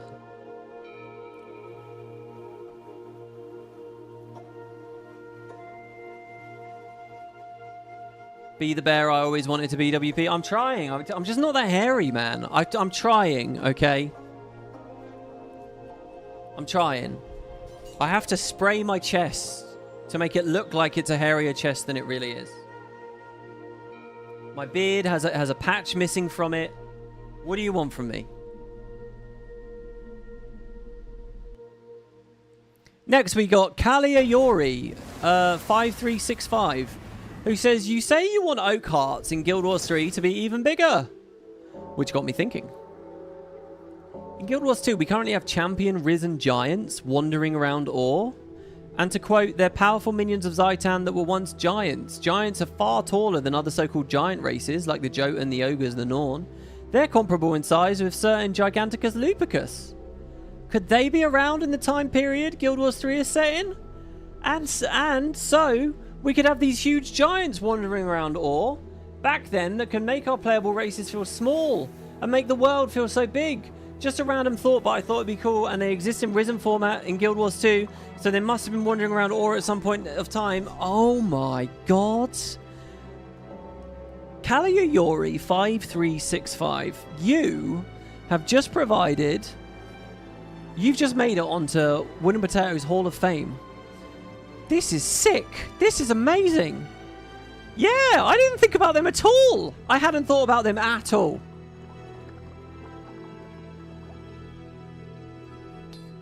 I want to see that. That would be really cool and really exciting and could tie into the Cliffside Fractal a little maybe. I don't know.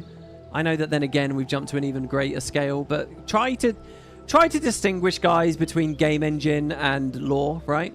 The idea that there's these fuck-off massive giants around, like humanoid, like they walk around. It's like, guys, I found this this TV show. It's really fringe. I don't know whether anyone's actually going to know what I'm talking about here because it's very, very, like it's an undersung hero. You don't really get... like, okay, so the genre is anime, right? And most of us don't watch anime. I reckon if you took a million people, maybe only 5 of them watch anime, right? But, you know, I'm into high art, so I watch anime. I'm into and the more fringe it is, the better, as far as I'm concerned, you know? So I love anime. It's my favorite thing, and, you know, it makes me feel like I have an identity to say, hey, anime is a big deal for me. So, but even there, would you believe it, that some anime are really popular, like, have you heard of that show One Piece, right? It's really popular. But there's some really fringe animes that no one's ever heard of. And I'll give you guys a recommendation. You won't find anyone talking about this online. It's called Attack on Titan. It's this really rare, really weird anime where the enemies are these giant humans that run with really strange animations. And, you know, so that's like a special thing for me that I'm glad to share with you all. But maybe, I mean, I doubt it. Maybe Arenanet watched that weird show? And it could be like Attack on Titan, where they're like patrolling around in Ara. What do we think? And yeah, we could feel really small. It would be just like the tall neck thing when I'm Aloy. Amazing. I really love that comment. 10 out of 10. Next, we've got Binjay. Binjay. I haven't seen you for a while. I don't think so anyway. Anyway, and I think he's changed his YouTube name, hasn't he? Anyway, you've converted me regarding the Sylvari. Haha! And actually now I'm quite interested in seeing what these new Sylvari might be like culturally. I have to say, though, that I'm much more excited about the possibility of playing Skrit than I am Asura. Though the notion of playing a prot race prior to magical jiggery pokery is quite entertaining.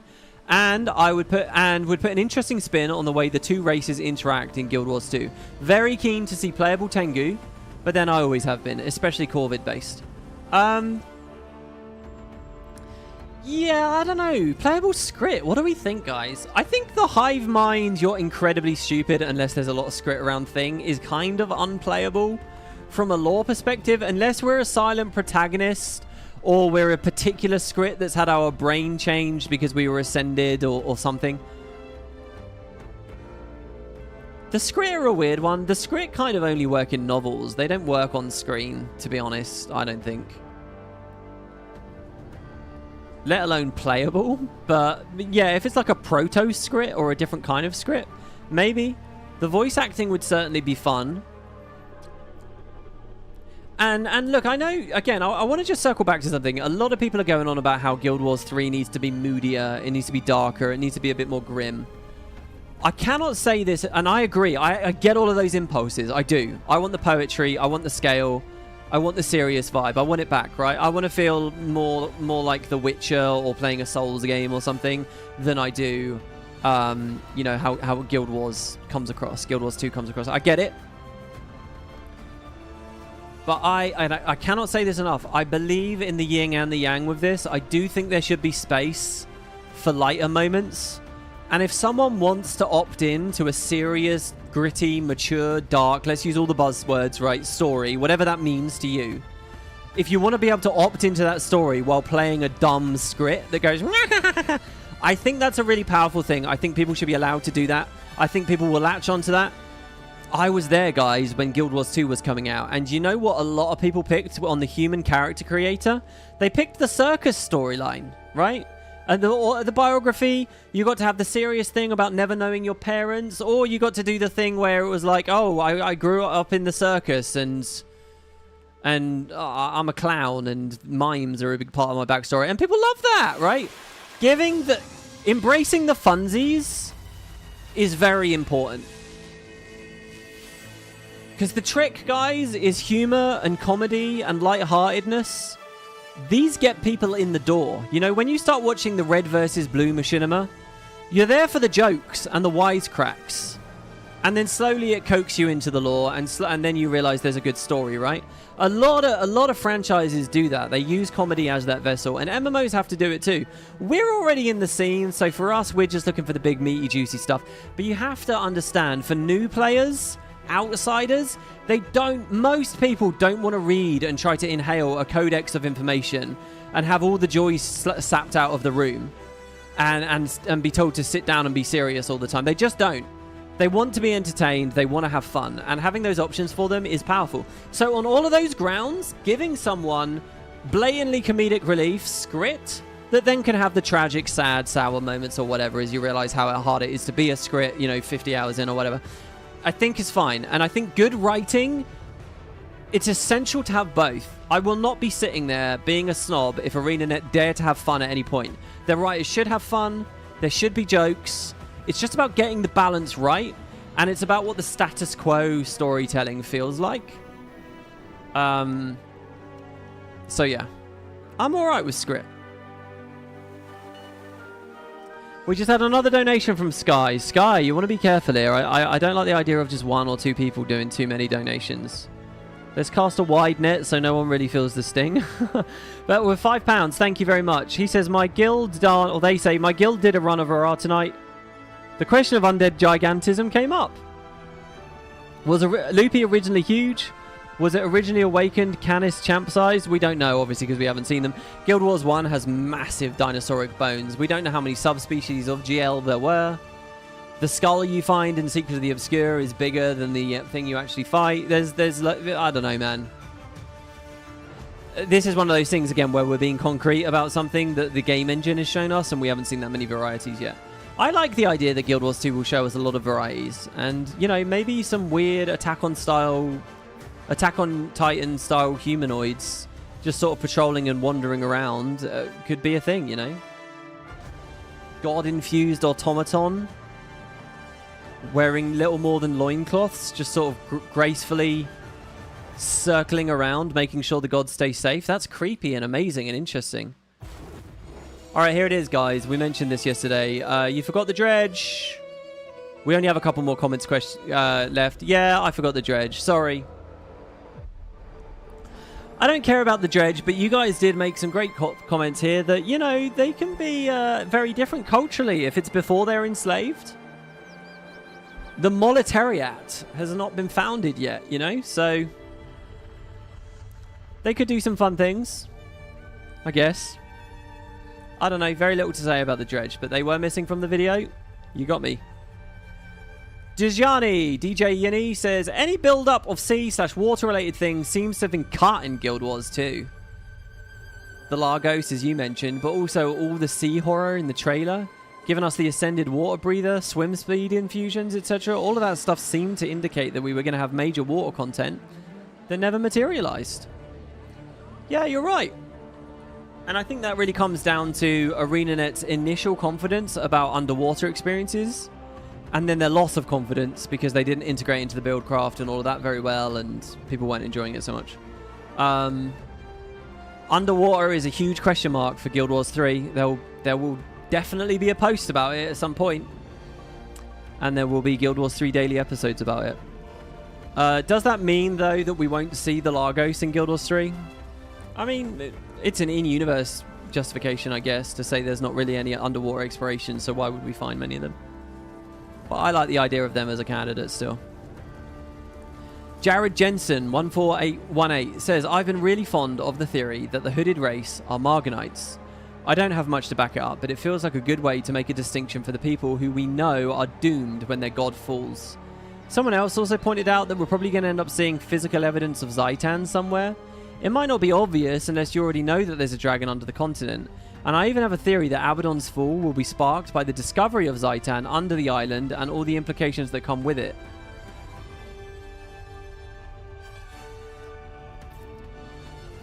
Also, I think it'll be interesting to see how Doom's followers will be treated in the wake of his demise. Will they be welcomed in by the others? Will they be shunned or hunted down? Yeah, we could see physical evidence of Zaitan. I don't know why I have this. I think... Okay, so the line about Vizier Kilbron finding a scroll deep beneath the vaults of Arar has always given me the impression that there's like a labyrinth. Like a... You know, like the Ascalon catacombs, right? But like really deep. Like the Via Purifico, for any of my X2 fans out there, yeah? There's like a crazy dungeon down there. Like a ludicrous dungeon. 100-floor deep dungeon. And maybe that could be a game mechanic, I don't know. But I've always had the vibes of it being really... And you go all the way down, and at the very bottom you can find like lost civilizations or something. And yeah, you see a piece of Zaitan down there, right?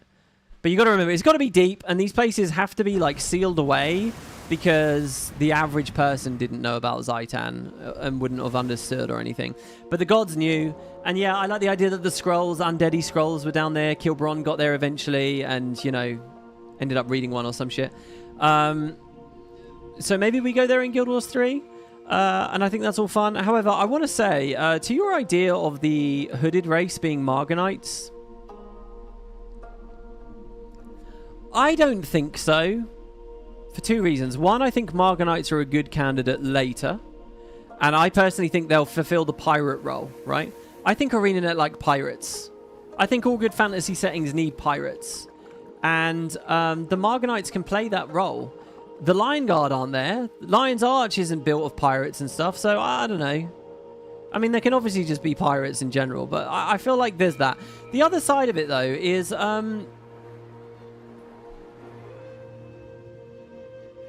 for 2 games now, Guild Wars 1 and 2, we've all been conditioned to be really interested in Abaddon. And we will still be interested in Abaddon in Guild Wars 3. But Guild Wars 3 is not about Abaddon. Guild Wars 3 is not about the fall of Abaddon. We're like 100 years before that shit.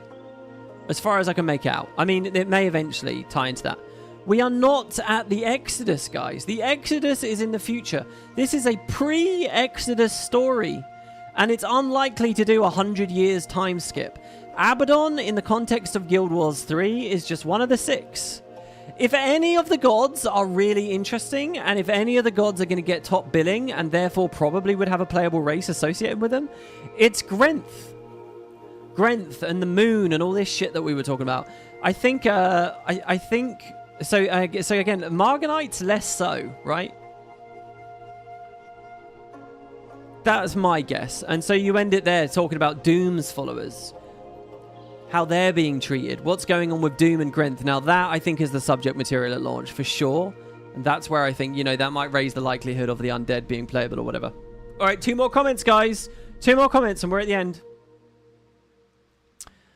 And these are both kind of negative Nancy, Debbie Downer comments. First, we got Hexin. WP doesn't know what he wants. He says, we wanted playable dragons in WoW for the longest time. We got what we got. The limitations for animation and gear are very real and can't be underestimated. All right, I've read that, I hope, with the right tone, because I don't actually know what happened. Teach me, guys. What happened in WoW with the dragon race? Was it shit? Do they not get much gear? But again, we're talking about products that fundamentally were fundamentally myopic about the idea of new races and how armors and stuff would map onto them. The idea is Arenanet from the ground up build something engine-wise that makes it easy for them to do it. Or easier. Much easier than they otherwise could have. You know, I don't really buy that. Oh yeah, what? Sorry, did 2005's World of Warcraft struggle? I'm sure it did. It's fucking old. I'm sure it did. Hopefully Guild Wars 3 isn't in that situation. That's what we're talking about. But I will totally take... You said WP doesn't know what he wants. I will totally take that, all right? I think we all need to understand that about ourselves. We don't know what is best for us a lot of the time, and I might not know what's best for me. There are things that you think you want, and then you actually realize it, and you realize, oh god, that's awful. And I think that people, game designers, spend years exploring that shit. Prototyping shit, testing shit. Straight up just being educated at university about that shit. And guess what? Sometimes they know better. Sometimes you don't know what you want. And that famous Blizzard quote where they effectively said that, I think has always been pilloried unfairly. So yeah, maybe I don't know what I want. Maybe it is impossible. I guess we will see. And look, if you guys don't believe me, I'll give you a little anecdote from another fringe TV show. All right, it's maybe a little bit more popular than Attack on Titan. It's not an anime, so naturally I'm much less interested in it. But it's a sitcom. Have you guys heard of these things? Situation comedy. It's kind of an interesting idea where you kind of take like a normal group of people, you put them in a weird environment, and you see what funny things happen. Anyway, there was one that came out a few years ago based on an office. I don't know. I think it was based on something in the UK. But there's this guy, right, in it. His name's Michael Scott, and he has a dream. And in his dream, he dreams of a sandwich. A peanut butter and tuna sandwich. And in that dream, the sandwich was delicious. So he woke up and he made that sandwich. And he tried that sandwich. And he had to realize that it was not good in the end.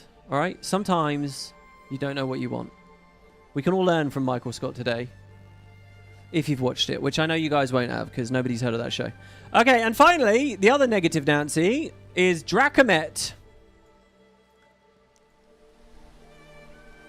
Nice to hear you're excited about more playable races and expansions, but Arenanet aren't going to make more. They've said before why they didn't with Guild Wars 2. They would have to put more effort to make armor pieces and whatnot to work for more races. It would significantly increase maintenance work over time. Unfortunately, if Char is not in at launch, then there won't be Char or anyone else ever. They won't put in the work. Kairos, valiant defender of the studio, rides up and says that's with the Guild Wars 2 engine.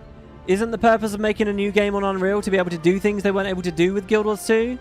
And Dracomet said you still have to create the models to fit each race and their animations. It's got nothing to do with the engine.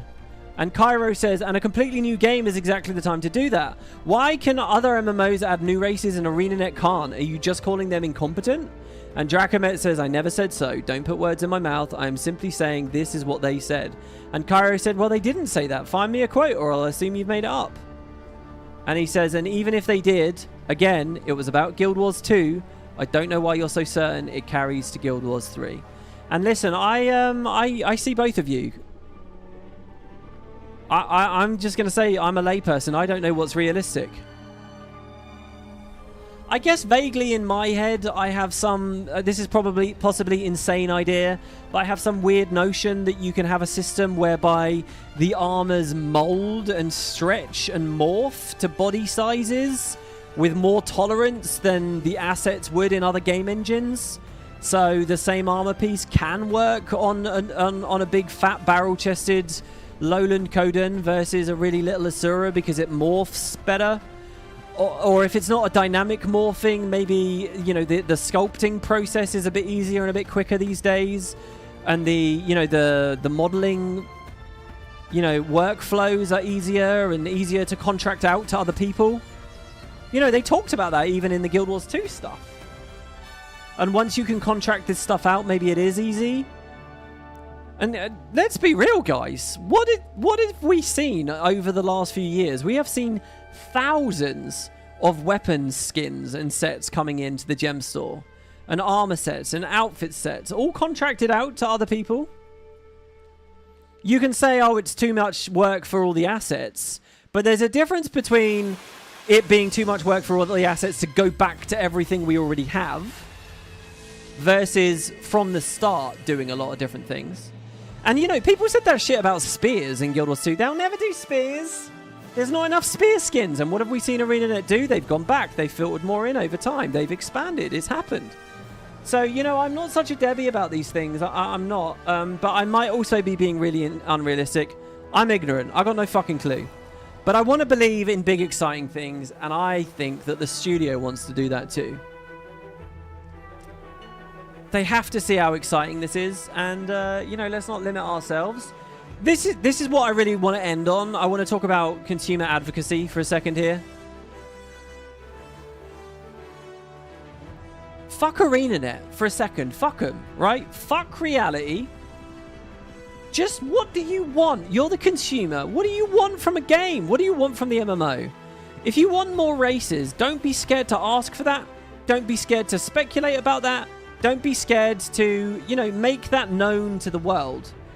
Don't poo-poo it because of your theoretical limits. You may be realistic about it, but there's nothing necessarily wrong with that as long as you're not overhyping yourself and reading promises where promises don't exist, right?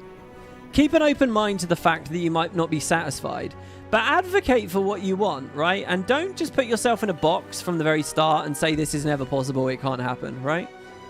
Be wide-eyed. Be an artist. Tackle some problems. That's what Arenanet are trying to do. So I don't really like this idea that there's no point even talking about it because we saw they couldn't do it for Guild Wars 2. Well, you never know, right? So that's kind of where I am for this. If the consumers want it, the consumers will, and should talk about it. So we'll see. But look, I think it's right to be realistic as well from Dracomet there, and we'll just see where it goes, right? So there you go. That's a nice little round out for the topic of new races in Guild Wars 3. I think we've covered that quite well, guys. I think over the past few episodes, don't you think Guild Wars 3 Dailies hit that pretty well? I think we can put this to bed for a while. I really do. There you go. I'm going to do a quick poll for the live chat here. Real quick poll. What do you guys prefer for the background? Gameplay footage of me running around or those backgrounds? What did you prefer?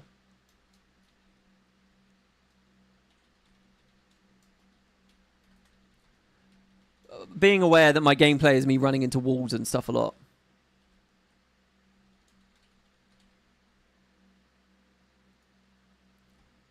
I'm curious what people want. We had another donation. We had 2 donations. Thank you, guys.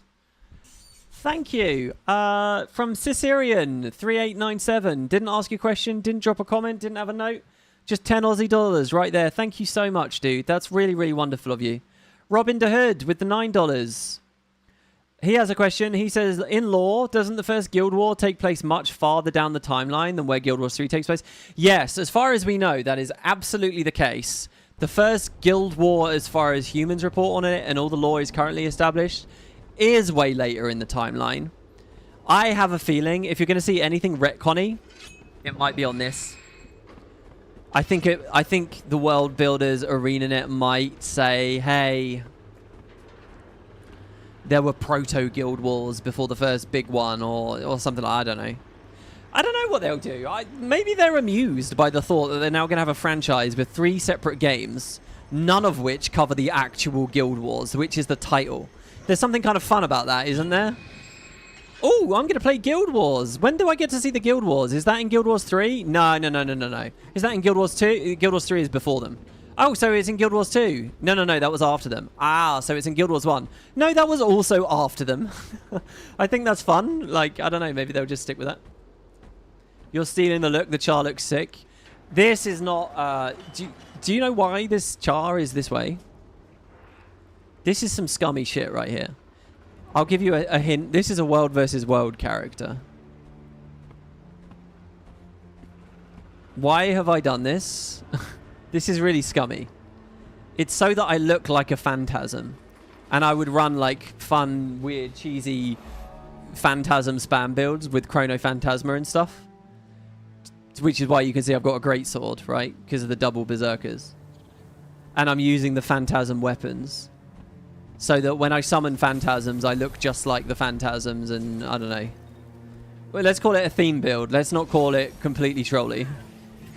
And, you know, running like illusory ambush and sand through glass. You know, sand through glass doesn't do it. But make people force detargeting, right?